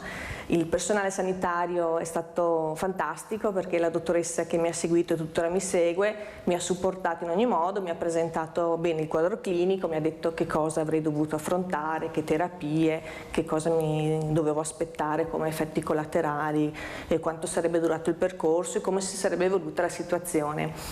Ho iniziato il percorso e nei corridoi ho conosciuto dei volontari, ho conosciuto una volontaria religiosa che arrivava da un'esperienza in ambito sanitario e una volontaria laica che arrivava da un'esperienza di malattia anche lei, quindi poteva ben capire che cosa provavo io in quel momento. Il volontario, ancora oggi lo vedo come un angelo. In quel momento io vedevo tutto nero, vedevo il mondo che mi era crollato addosso, non vedevo una luce, una fine del tunnel. Con i volontari ancora adesso ho instaurato proprio un rapporto di amicizia, continuo a vederli ogni 3 settimane quando faccio le terapie e con loro condivido che cosa? Ho condiviso i periodi più brutti quando la malattia era ripresa, i periodi più belli quando c'era la regressione, c'era un esame che veniva fatto di controllo e i valori erano buoni. Quindi per me è stata una manna dal cielo, perché con loro potevo parlare, potevo dire quali erano le mie paure, quali erano le aspettative. Non mi sentivo un numero alfanumerico che per la legge della privacy doveva essere anonimo, mi sentivo Raffaella e quindi credo che il volontario sia veramente di grosso supporto, sia per banalmente ho bisogno di una coperta perché ho freddo, me la portano, voglio un bicchiere d'acqua, vado io, ma anche proprio per parlare, per condividere le cose belle e le cose brutte. Quindi credo sia proprio una missione che loro hanno, per quello li definisco angeli, perché non è da tutti, sono poche le persone che credo dedichino tempo ed energie così gratuitamente ad altri che in quel momento magari vivono un momento proprio difficile. E sentiamo anche Michela. Buongiorno, mi chiamo Michela, ho 44 anni. Nel 2014 mi sono accorta di avere un nodulo al seno e da lì è partito tutto un iter di controlli medici che mi hanno portato alla diagnosi di un carcinoma maligno infiltrante al 3° stadio ed è iniziata l'odissea, un'odissea che è finita bene perché adesso sono qui e sto parlando, quindi va bene così. La prima parte delle mie terapie, della mia cura, l'ho fatta al Policlinico Gemelli a Roma per una questione logistica, dopodiché dopo l'intervento che ho effettuato ad ottobre 2014 sono ritornata a casa, quindi a Treviso, perché abito a Treviso, e mi sono rivolta a oncologia al Cafoncello. Reparto molto valido, molto splendido, anche a livello infermieristico molto ben seguite.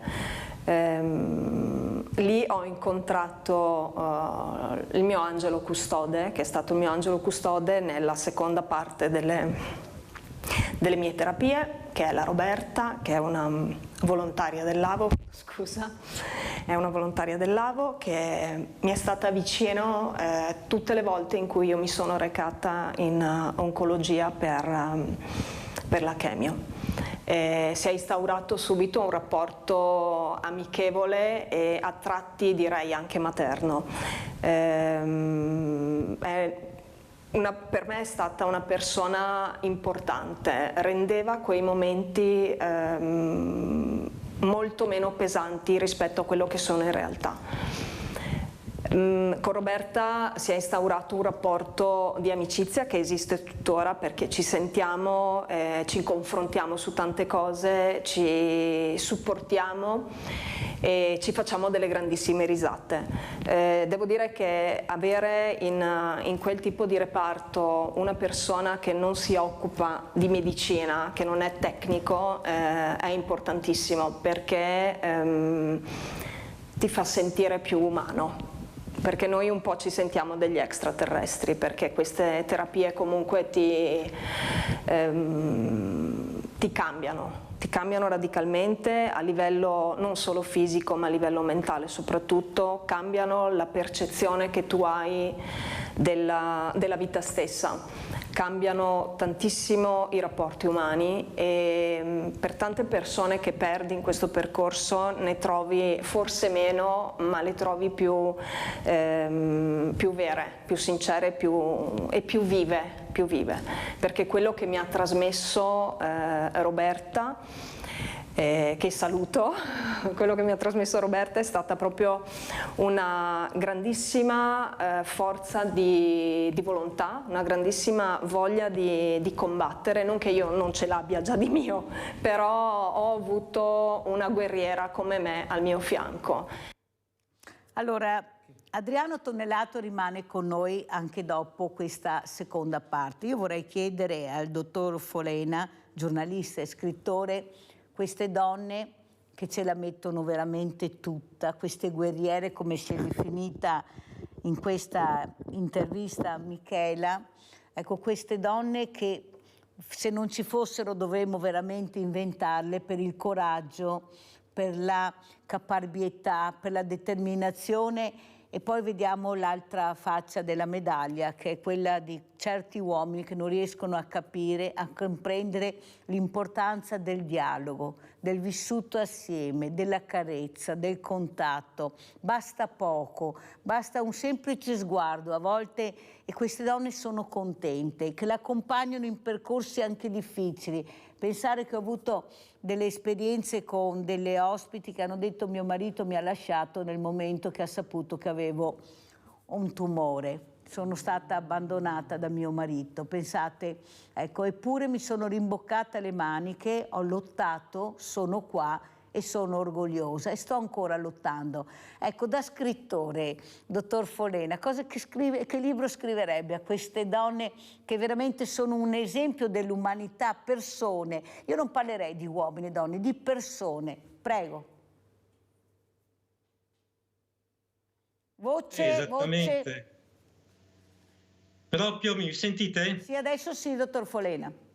Proprio nei romanzi di Tre Tronchi c'è una signora, è la panificatrice, la panettiera pasticcera di Tre Tronchi, che ha avuto proprio questa esperienza di tumore e incontra anche lei il suo piccolo angelo, anche se nel mio romanzo non ho ospedali, non entro in ospedali, non ci sono volontari ospedalieri, ma c'è un immigrato nigeriano che è un bravissimo parrucchiere e semplicemente, naturalmente siamo nell'ambito del romanzo, la mia è una fiaba, non è un romanzo neorealista, quindi se non vi piacciono le fiabe, se non vi piace l'umorismo non leggete, se vi piace solo il neorealismo crudo, ma c'è questo parrucchiere che semplicemente si prende cura dei capelli di questa signora. Per alcune persone, donne specialmente, che hanno queste esperienze di tumore, uno dei piccoli tanti drammi che devono affrontare è la perdita dei capelli. I capelli per una donna sono diversi dai capelli per gli uomini e sono una cosa importante, sono un segnale di anormalità, e il ritorno alla normalità è poter tornare ad essere orgogliose e contente di poter avere dei bei capelli. Voi direte, è una sciocchezza, è una cosa molto maschile, ma io ho cercato di manifestare la mia vicinanza alle donne che hanno questa esperienza facendolo incontrare questo Paolo, questo angelo custode, che è un angelo nero. Quindi piena sintonia con queste storie che ho sentito, senza ricordare che, ahimè, ci sono anche delle storie che non sono finite bene, ne conosco direttamente, ne ho conosciute alcune. Ho un mio parente stretto che sta affrontando questo calvario, e tutti preghiamo e speriamo che vada a finire bene. Veramente grazie, veramente dottor Folena, di essere stato con noi, questo giornalista e scrittore che riesce anche a divertirci, ecco, con questo libro Ritorno a Tre Tronchi. Ecco, sono sicura che il nostro Italo Guglielmo da Padova lo comprerà subito, perché è sempre ottimista. Io sto bene, voglio vivere bene perché vivo benissimo, perciò siamo ottimisti. Allora leggiamo questo libro che veramente ci farà sorridere. Grazie, veramente grazie al dottor Umberto Folena, grazie, buon Natale dottore, grazie di essere stato con noi. Pubblicità.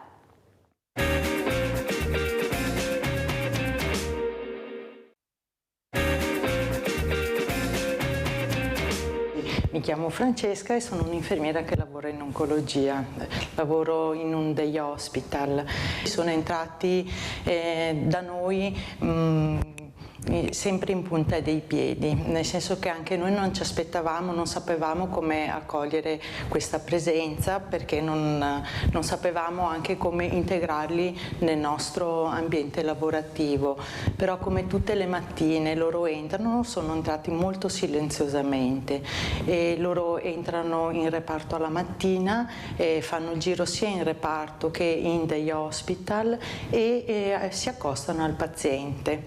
Sono in grado di percepire questo tutti i giorni, insomma, di vedere chi accetta la presenza oppure chi magari preferisce rimanere da solo. Sono delle persone che dedicano parte del loro tempo, per cui è proprio un dono che ci è stato dato anche in oncologia. È il minimo che possiamo fare dopo aver visto questa intervista di Francesca, per ringraziare questi volontari.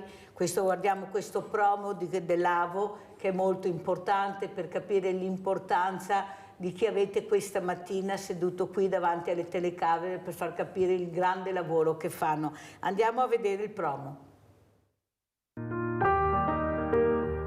C'è un momento nella vita dove è più importante donare che ricevere, dove essere umani assume un significato più profondo, dove un sorriso, un gesto si trasformano in armonia. Dona un po' di te, riceverai molto di più di quanto offri.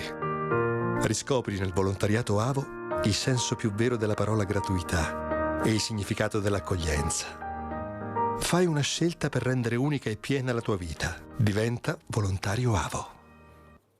Allora, a nome anche di tutta Sveglia Veneti, ti ringrazio Adriano, ci diamo del tu con Adriano, sì. Noi siamo volontari, ma soprattutto per il grande lavoro che fanno nella solitudine che regna sovrana, loro invece ci sono. Come ci saluti, Adriano? Cosa vuoi dire? Che auguri vuoi fare? Io faccio gli auguri a tutti chi ci vede, come abitualmente facciamo, e anche a tutti quelli che incontriamo, auspicando che magari un giorno, se hanno le possibilità, vengano in contatto con noi, ci telefonino, ci chiamino e magari chiedono di aderire al volontariato ospedaliero. Non è in un certo senso difficoltoso, ci si prepara un po' all'inizio, in amicizia, nelle nostre riunioni, poi si va in reparto, mai da soli all'inizio, ma per qualche mese affiancati da un volontario esperto, volontaria esperta. Quindi si entra, diciamo, in maniera tutta consapevole per essere vicini a queste persone che soffrono, e in quel momento si instaura, come diceva il nostro fondatore Erminio Longhini 50 anni fa, un medico di Milano che ha fondato l'AVO a Milano, iniziato, ci si confronta con la reciprocità. Il primo concetto, molto semplice: nel momento in cui una persona, l'ammalato, ci accetta, dà se stesso a noi, ci confida tante cose, apre l'anima, quindi andiamo sui sentimenti puri. È un dono che ci fa. Noi facciamo il dono di ascoltarlo, di essere vicino perché lui si liberi, quindi è una reciprocità, è uno scambio di doni. Questo è il motivo, la leva che ci per con voglia ogni giorno in ospedale a fare la nostra attività, perché è forte veramente e non riusciamo a starne fuori. Grazie Adriano Tonellato, Presidente AVO, Associazione Volontari Ospedalieri, veramente grazie di essere stato con noi. Allora, visto che adesso abbiamo sentito tutte queste interviste, andiamo a sentire cosa dice il Vescovo di Chioggia e facciamo entrare un altro ospite. Grazie Tonellato, grazie a tutti i volontari, guardiamo il servizio del Vescovo a Chioggia.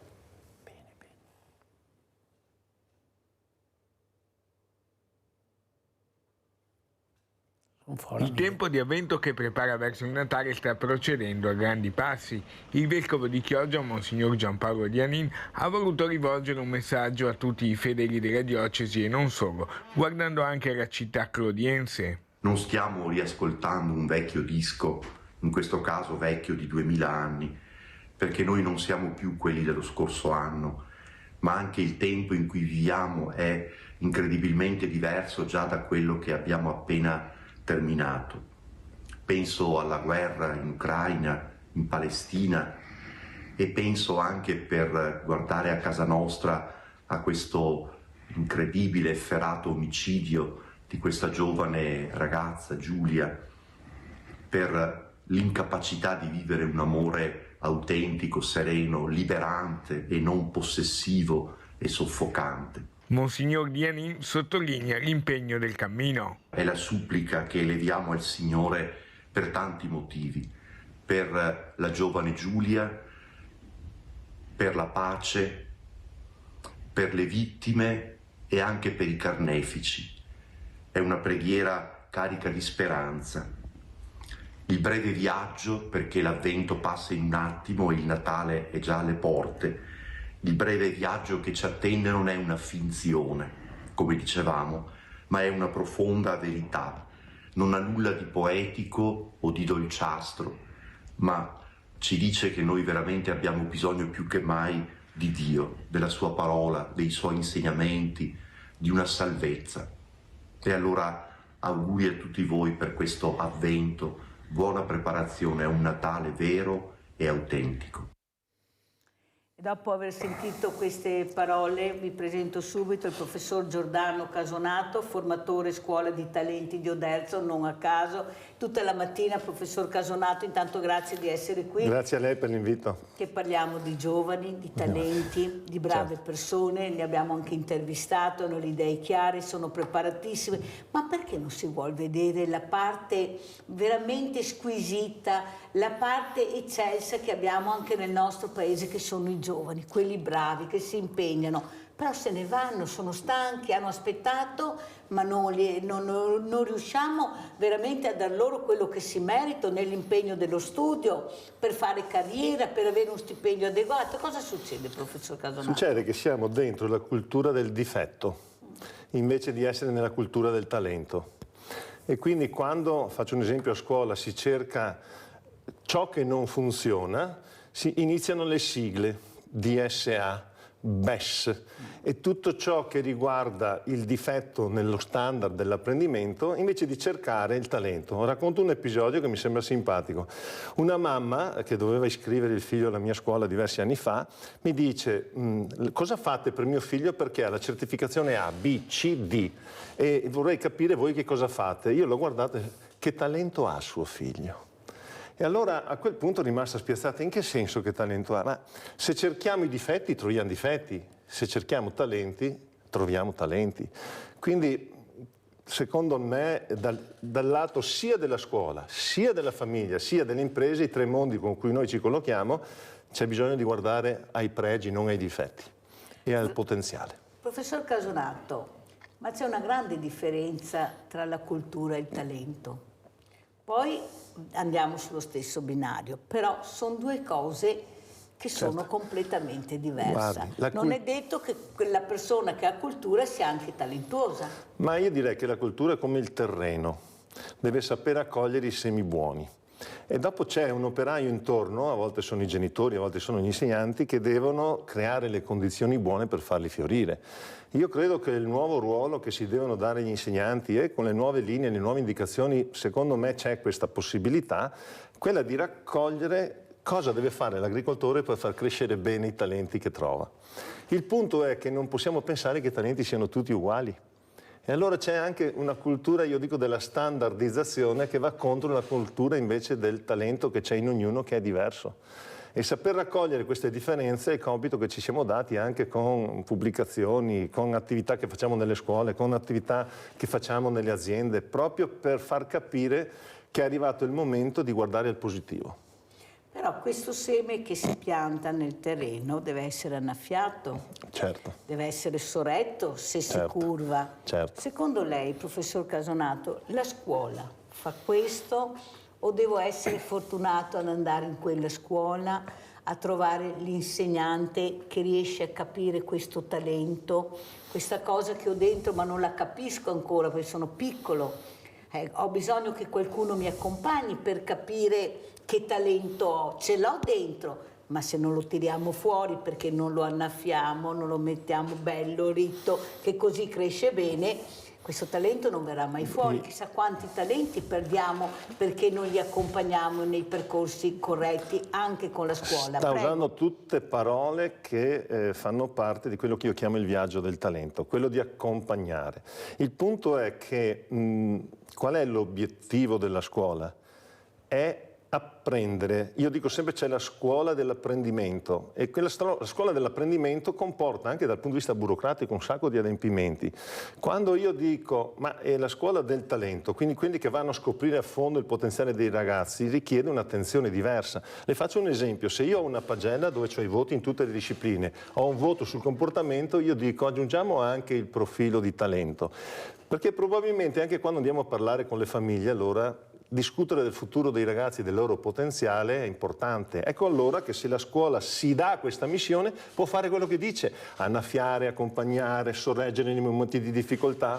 E c'è un altro passaggio che secondo me è fondamentale: quando si lavora sul talento dei ragazzi la motivazione va a 1000. Quando noi semplicemente li ascoltiamo e gli diamo possibilità di sbocciare, succede una cosa bellissima, che si sentono incoraggiati a proseguire verso la loro strada.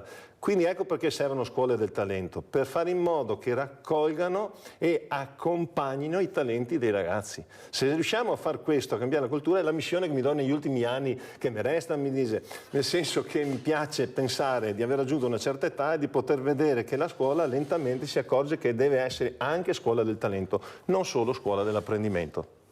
Però, professor Casonato, messaggi che arrivano devastanti in questi ultimi anni sono veramente atroci. Tante guerre a forma di leopardo, ma tantissime, ultimamente poi anche molto vicine. Questo ambiente deturpato, inquinato a più non posso. Ecco, questa scuola che non è più la scuola che molti vorrebbero una scuola che li intrigasse di più, sì didattica, ma anche qualcos'altro.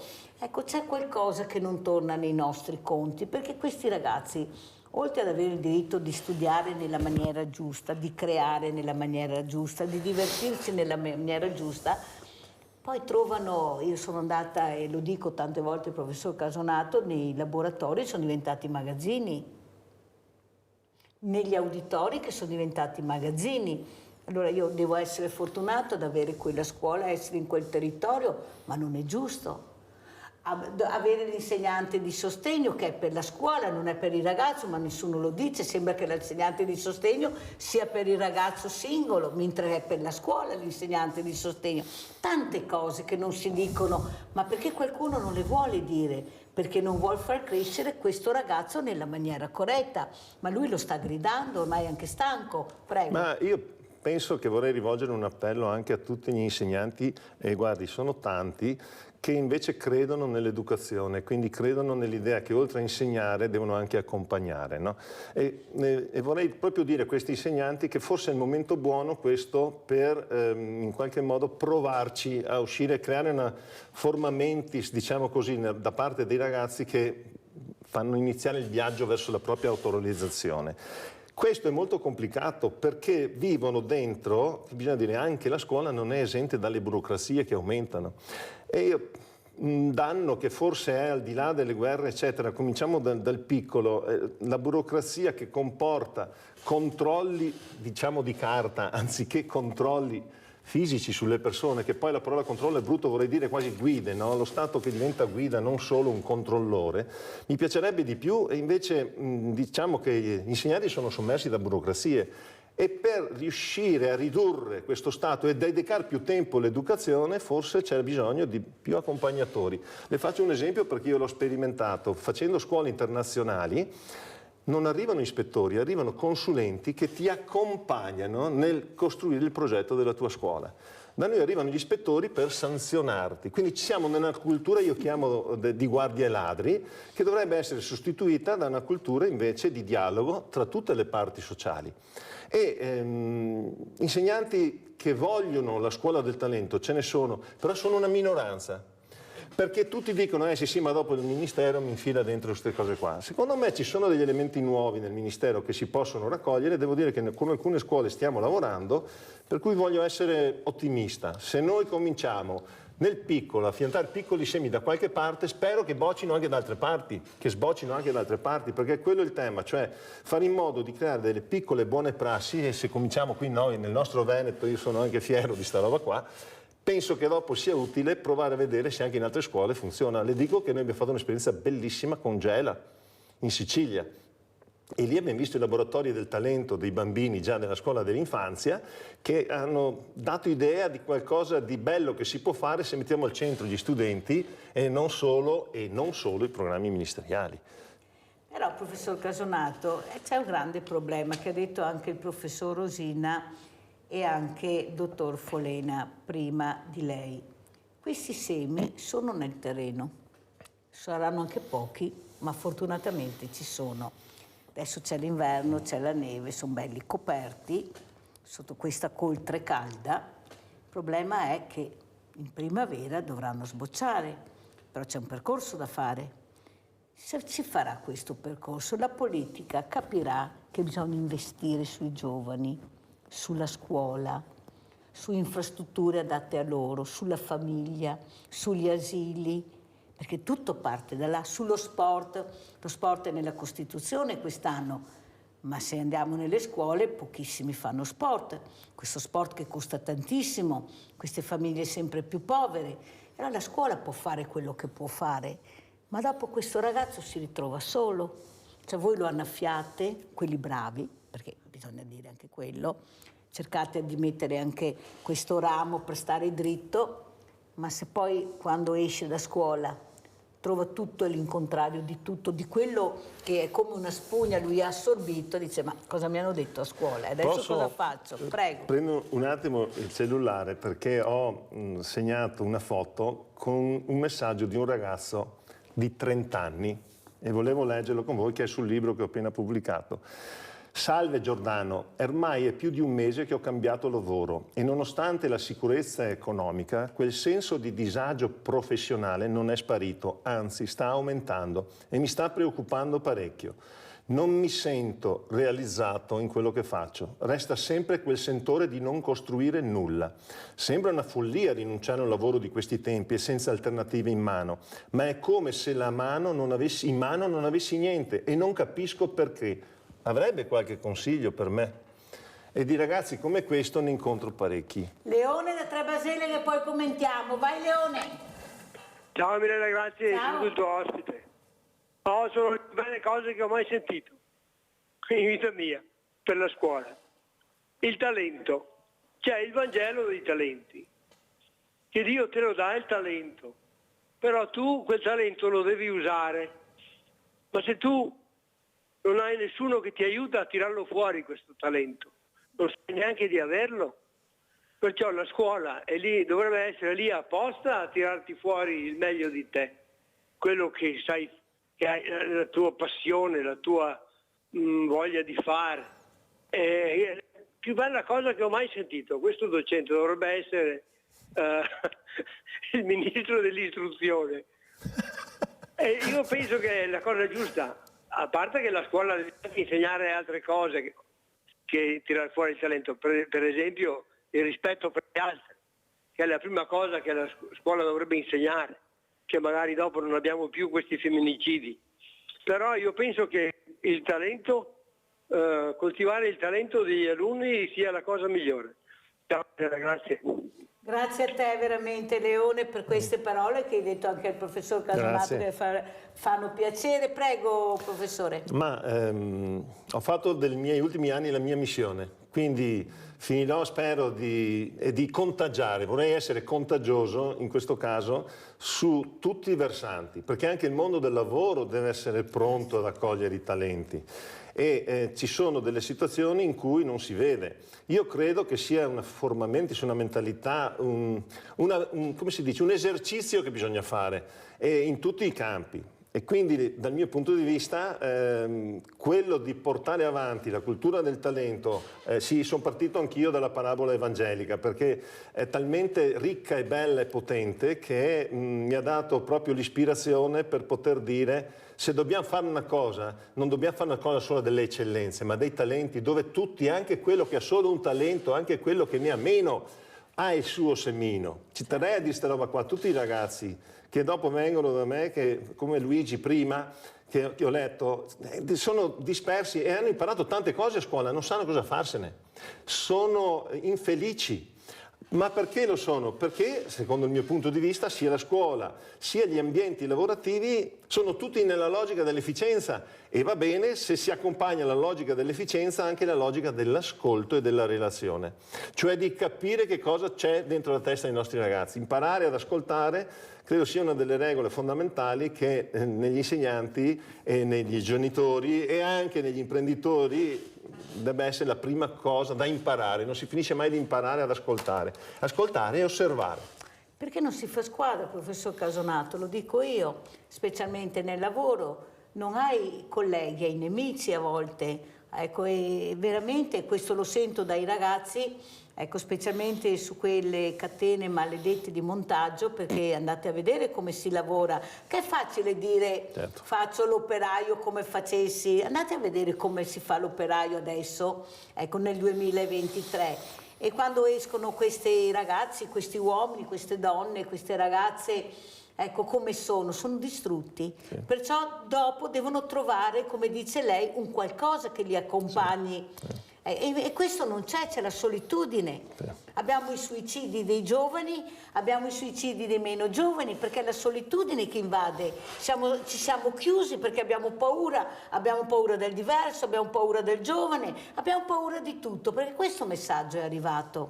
Ed è un messaggio devastante, perché io dico sempre che sono fiera di vivere nella mia città perché per me è una città sicura. Qualcuno dirà: ma cosa stai dicendo? Ma non vedi tutto quello che succede? No, ma io non posso uscire e aver paura come esco, perché anche a me è capitato di tutto e di più, però l'ho superato. Non è tutti i giorni e tutti quanti, è in quel momento che può capitare a chiunque. Anche scendendo da un gradino puoi cadere, romperti la testa e morire. Cioè c'è questa voglia di fare squadra che non c'è. Io li ho visti a Luna Park, professore, li ho anche intervistati, sono andata vicino, anche i più difficili, quelli che la gente guardava così, come chi si vestì, per carità, tutti drogati solo perché per una maglietta o con un paio di calzoni. Gli ho detto: perché siete qua ragazzi? Per stare assieme a tanti altri ragazzi, per guardarci, mi hanno detto. Cioè non era il Luna Park, era tanti, assieme, perché assieme si fa gruppo, assieme ci si confronta, ci si tocca. La prima cosa che fanno, loro si abbracciano, è la prima cosa che fanno. E poi naturalmente devi capire cosa vuol dire questo abbraccio, vuol dire che hanno bisogno del contatto, quel contatto che non c'è più neppure in famiglia. Quanti genitori prima che il ragazzo esca lo abbracciano e lo baciano? Lo fate voi a scuola quando c'è questo ragazzo sensibile, perché sapete che ha bisogno di questo, forse lo conoscete più dello stesso genitore, non di tutti perché ce ne sono di bravi e non voglio sparare nel mucchio, ma questi ragazzi hanno bisogno di affetto, hanno bisogno di calore. Lo dice questo ragazzo: 30 anni ma mi sento solo, ho il lavoro, non mi manca anche lo stipendio, però poi la solitudine. E chi chiama? Chiama il professore. È come quell'uomo meraviglioso che si sentiva donna, che si è vestito da donna, che è andato in classe perché lui sapeva che i ragazzi lo avrebbero capito. Lui sapeva che dentro là era sicuro. E in effetti è vero, perché abbiamo sentito le interviste, ma qualcun altro non ha capito quello che doveva capire di più, il messaggio. Prego, professore. Come dicevo, credo che in questo momento far squadra significa anche lavorare sul talento, e le spiego perché, Mirella, perché quando noi standardizziamo e pensiamo che tutti debbano raggiungere determinati obiettivi che abbiamo definito essere importanti, in realtà che cosa creiamo? Un sistema dove tutti sono uguali e quindi vince il più forte, vince il migliore. E se invece lavori sul talento di tutti, scopri che i talenti sono diversi, quindi creano persone diverse e necessariamente con persone diverse c'è bisogno di cooperazione. Quindi io dico sempre che lo standard crea competizione, il talento crea cooperazione. Quindi per la scuola dei talenti ha anche questo bel risvolto che necessariamente porta alla cooperazione, perché uno studioso americano degli anni 80, Sternberg, ha identificato 3 stili di pensiero nell'apprendimento delle scuole: pensiero creativo, pensiero pratico e pensiero analitico. Nella scuola si lavora soprattutto sul pensiero analitico, poco sul pensiero pratico. Allora che cosa succede? Che vanno bene, lui ha constatato, ripeto ancora 40 anni fa, che nel pensiero analitico la scuola porta avanti solo alcuni studenti. Se fanno pochi laboratori a scuola non si vede quello che è abituato ad essere intelligente con le mani. Se questo non succede, quindi se non c'è una completezza delle attività che vengono proposte, per scoprire che magari quello pratico, lavorando con quello teorico, insieme collaborano. Se invece io chiedo a quello che è abituato a lavorare sul pratico di arrivare agli standard di quelli, non ci arriverà, farà sempre fatica, si sentirà sempre a disagio. E allora a quel punto cominceremo a dire che è dislessico, che ha discalculia. E che magari ha un talento all'interno. Bravissimo, ed è bravissimo nelle cose pratiche. Giusy, ciao Giusy. Ciao Mirella, buongiorno al tuo ospite. Grazie, volevo buongiorno chiedere al signor, non mi ricordo il cognome. Professore Giordano Casonato, Casonato. Ok, allora, adesso questi ragazzi che voi insegnate su scuole professionali e poi vanno su ditte che ormai hanno tutti i macchinari elettronici, ho sentito appunto che voi... su queste scuole professionali non avete questi macchinari elettronici, ma perché costano? E allora come fanno a entrare in ditta questi ragazzi se non avendo l'istruzione di questi macchinari elettronici? Non so come fanno a capire, non so se adesso voi avete insomma questi macchinari elettronici, ma per insegnare dentro su queste scuole professionali. Buona domanda, Giusy, il professor Casonato, ottima, brava Giusy. Mi aiuta a chiarire cosa facciamo. Noi siamo un ente di formazione che lavora con i disoccupati, quindi prendono i disoccupati, diciamo così, che sono iscritti nelle liste dei centri per l'impiego, cerca di orientarli e inserirli nel mondo del lavoro. Lavoriamo con le aziende con la formazione, lavoriamo anche con le scuole per fare formazione agli insegnanti e fare laboratori con gli studenti. Quando non abbiamo i macchinari, esistono ormai diversi sistemi che chiamiamo con il vecchio nome di alternanza scuola-lavoro.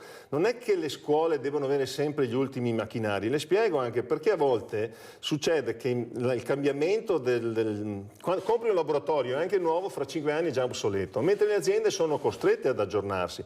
A scuola dovrebbe esserci la base su cui lavorare, dopodiché aiutare il dialogo con le aziende per entrare in azienda e adoperarli, facendo un buon percorso si dice di alternanza, a me piace di complementarietà scuola-lavoro. Sì, alternanza proprio, bravo. Perché alternanza vuol dire un sì, un no, invece complementarietà vuol dire un pezzo lo faccio io, un pezzo lo fai tu e vediamo insieme. Neanche il nome non riesce a imbaccare, ma neanche quello. No, ma se lei osserva il linguaggio della scuola è tutto crediti, debiti, è molto economico. E invece credo che vada ripristinato un linguaggio dove si dà valore alla persona. Le parole sono importanti. Sono importanti. Guardi, in un convegno di pedagogisti nel 2015 mi sono trovato un po' in contrasto con un dirigente della pubblica istruzione di alto livello che diceva adesso la scuola deve diventare efficiente, efficace, pensare ai risultati, perché basta fare le cose solo tanto per fare o per Allora, sì, penso che sia un obiettivo giusto, non sto dicendo che non sia giusto pensare all'efficienza e all'efficacia, però io gli ho detto, io contrappongo all'efficienza la relazione, all'efficacia il significato e la competenza il talento. Perché sono tutti termini, talento, relazione, significato, che hanno a che fare con le persone. Efficienza, efficacia, competenza sono tutti termini che hanno a che fare con la produzione. E uno mi fa, ma allora lei è contro la competenza? Io sono perché la competenza sia serva della persona, no, al contrario. Quindi, non la persona serva della competenza. Perché sennò qui confondiamo. Noi siamo esseri umani, credo che il nostro viaggio di essere umano vada vissuto come essere umano. Sì, dopo sentivo, io sono andato in diverse aziende in questo periodo, le nostre aziende soprattutto del mobile, perché qui, diciamo così, soprattutto nella sinistra Piave abbiamo diverse attività dei immobiliari. E devo dire che, faccio un esempio che qui pratico, no? Un'azienda di salotti, la creatività del capo fabbrica in questo caso e l'attenzione che ha alle sue persone, c'è una certa sensibilità, è buona, si preoccupa se stanno male, eccetera, li sostituisce, c'è una buona collaborazione. Però lui stesso dice, io avrei delle idee ma non riesco sempre a metterle in pratica. E un po' alla volta noi che cosa abbiamo fatto? Abbiamo fatto capire anche al datore di lavoro che era meglio, tra virgolette, sfruttare il suo collaboratore per far venire fuori un nuovo prodotto.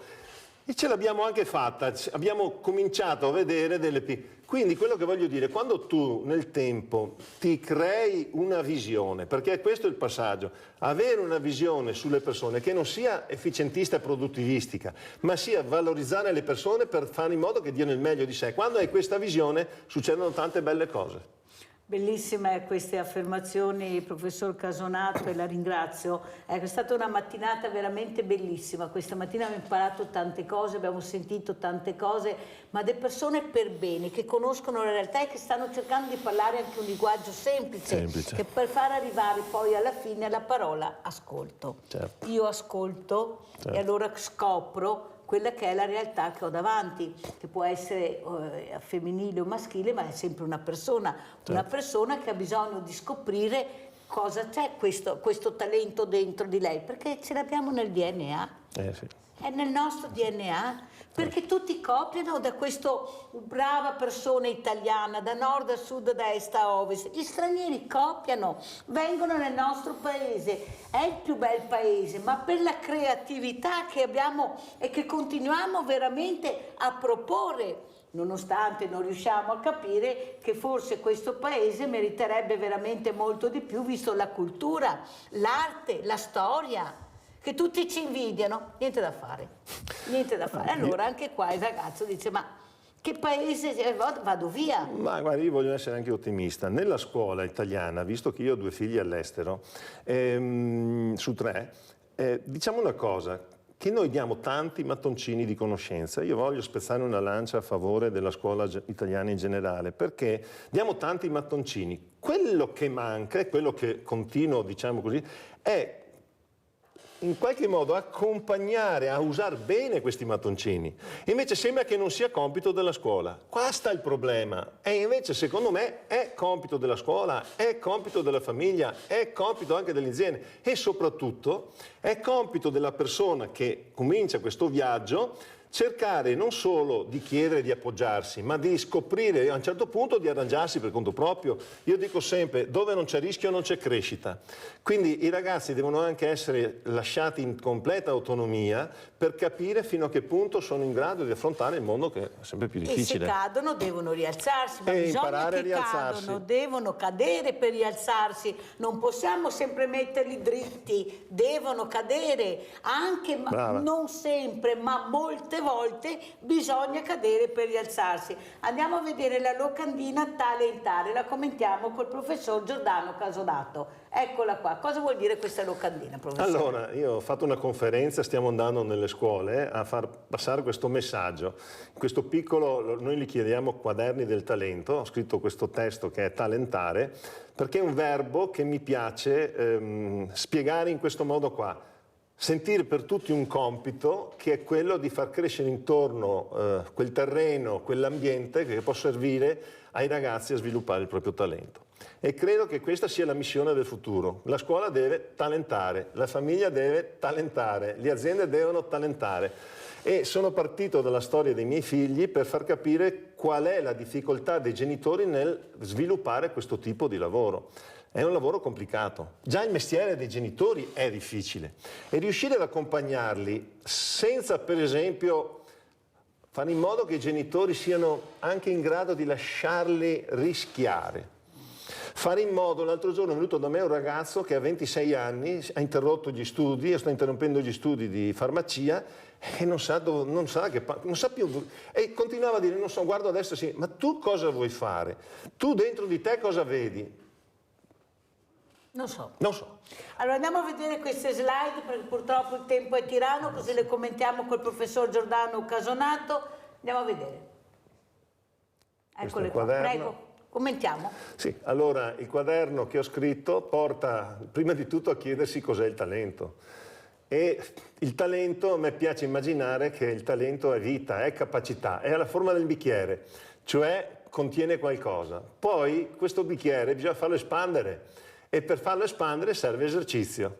Quindi alla fine il talento è vita, il talento è esercizio, il talento è desiderio, ma soprattutto il talento è viaggio. Allora a me piace immaginare che tu, quando hai deciso, è questo che chiedo ai ragazzi e agli insegnanti, di iniziare il tuo viaggio verso il talento, sai che puoi trovare intorno a te delle persone che ti accompagnano e che ti guidano, ma il viaggio hai scelto tu di farlo. Perché? Perché hai scoperto il tuo talento. Ma far scoprire il talento è il compito che manca. Ecco talentare. Cerchiamo di far capire a tutti, genitori, insegnanti, che devono lavorare per fare in modo che scoprano il talento. Racconto nel libro i miei 3 figli, perché la prima aveva fin da piccola cominciata ad avere una certa passione nel sentire le storie e dopo nel rileggerle o comunque riraccontarle. E dopo a un certo punto alle elementari ha cominciato di nuovo passione per i libri. Cosa fa adesso? Adesso fa la giornalista. E dico qui che c'è Mirella che è una giornalista, però la fa in Inghilterra, perché fare il giornalista oggi in Italia non è che c'è l'ambiente molto favorevole, ma lei non si scoraggia, perché nella vita, dico nel libro, si va avanti con il nonostante, no con i se. Quindi nonostante le difficoltà... Nei se, nei ma. Brava, nei se, nei ma, con il nonostante si va avanti, ha trovato lavoro in un buon giornale all'estero. La seconda, fin da piccolina, cantava. Quindi io invito tutti i genitori e anche i insegnanti a raccogliere queste piccole evidenze che si ripetono nel tempo. Si è laureata in canto lirico, la faccio breve. E il terzo l'aveva confusione. Maschio. E quindi non sapeva bene cosa fare. E a un certo punto è stato più difficile il percorso, ma se tu continui ad accompagnarlo, a sostenerlo nelle difficoltà, a dirgli che deve cercare il suo talento, alla fine l'ha trovato, adesso sta finendo a New York finanza e il suo mondo dell'analisi matematica, della finanza, dell'informatica è suo e lo ha trovato un po' tardi. Quindi voglio dire che questo accompagnamento non deve mai mancare. Non devono mai mancare, ecco un altro compito delle scuole, le tante occasioni da offrire. Quindi le scuole fanno tanti progetti, ma mi permettete, a volte sembra che li facciano più per promuovere le scuole che per vedere veramente i talenti dei ragazzi. Questo è lo scopo che sarebbe utile. Allora siamo velocissimi, Nadia, vai veloce, ciao! Ciao Mirella, buongiorno ai tuoi ospiti. Buongiorno. Niente, io volevo fare una lamentela attraverso la televisione, che le poste per cortesia consegnino la posta.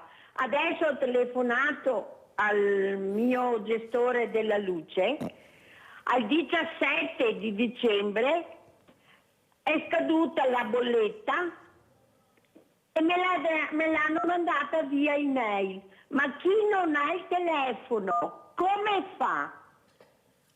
Carenza. Deve ancora arrivare le bollette, l'F24 del comune di Treviso. Insomma, qua le poste non funziona, qua non funziona niente. Grazie, arrivederci e buona giornata. Grazie Nadia, hai fatto bene a dirlo, perché anch'io sono andata l'altro giorno ufficio postale, non dico dove, ma sempre a Treviso, e da mettersi le mani nei capelli, veramente una roba. Non tutti, ma veramente dovrebbero veramente supportare molto di più questi uffici, perché abbiamo bisogno anche noi di frequentarli. Allora, professor Giordano Casonato, come ci saluta e che auguri vuole fare? E soprattutto l'appello a casa a questi genitori, ai nonni e anche magari ai professori. Io dico che intanto possono cominciare con una buona lettura, quindi talentare lo si trova solo nel nostro sito. Noi facciamo delle cose, diciamo così, ancora ristrette, perché riteniamo che il passaparola, le relazioni interpersonali siano ancora quelle che hanno valore. www.gifonline.com è il nostro sito dove potete, diciamo così, acquistare il libro. Ma la seconda cosa più importante forse è cominciare a pensare in modo nuovo. E per pensare in modo nuovo credo sia importante cominciare a chiedere anche alle scuole, a chiedere anche alle famiglie in prima persona una formazione specifica su questo, perché mi sono accorto che non basta dire sì, bisogna valorizzare il talento. Dopo tanti dicono valorizzano il talento, fanno le stesse cose di prima. Quindi anche qui bisogna accompagnare il cambiamento attraverso una serie di trasmissioni, dico anche come questa, che cominciano a metterci nella strada giusta per avere finalmente, come dicevo all'inizio, non più una cultura del difetto, ma una cultura del talento. Per farlo serve che tutti gli attori sociali, dalle aziende in poi, si possano dedicare a capire un pochettino meglio come ascoltare meglio per far crescere i talenti. Che li abbiamo. Che li abbiamo e li abbiamo tutti. Potrebbe essere una bella storia che ha raccontato Serkan Robinson. Veloce, professore? No, ma guardi, gliela lascio allora. La racconti, vediamo, è lunga? No. Nella Valle della Morte, che è un deserto che c'è nella California, per 20 anni ci fu una siccità. A un certo punto piove e cade una quantità di pioggia elevatissima. Che cosa successe? Che quella Valle della Morte rifiorì. La conclusione è che i talenti non erano morti, erano solo addormentati. Quindi io mi auguro di avere la sveglia giusta per far venire fuori i talenti. Grazie al professor Giordano Casonato, formatore Scuola di Talenti di Oderzo, veramente grazie. Grazie a lei, Buona Mirella. giornata, alla posta di Mirella. Grazie.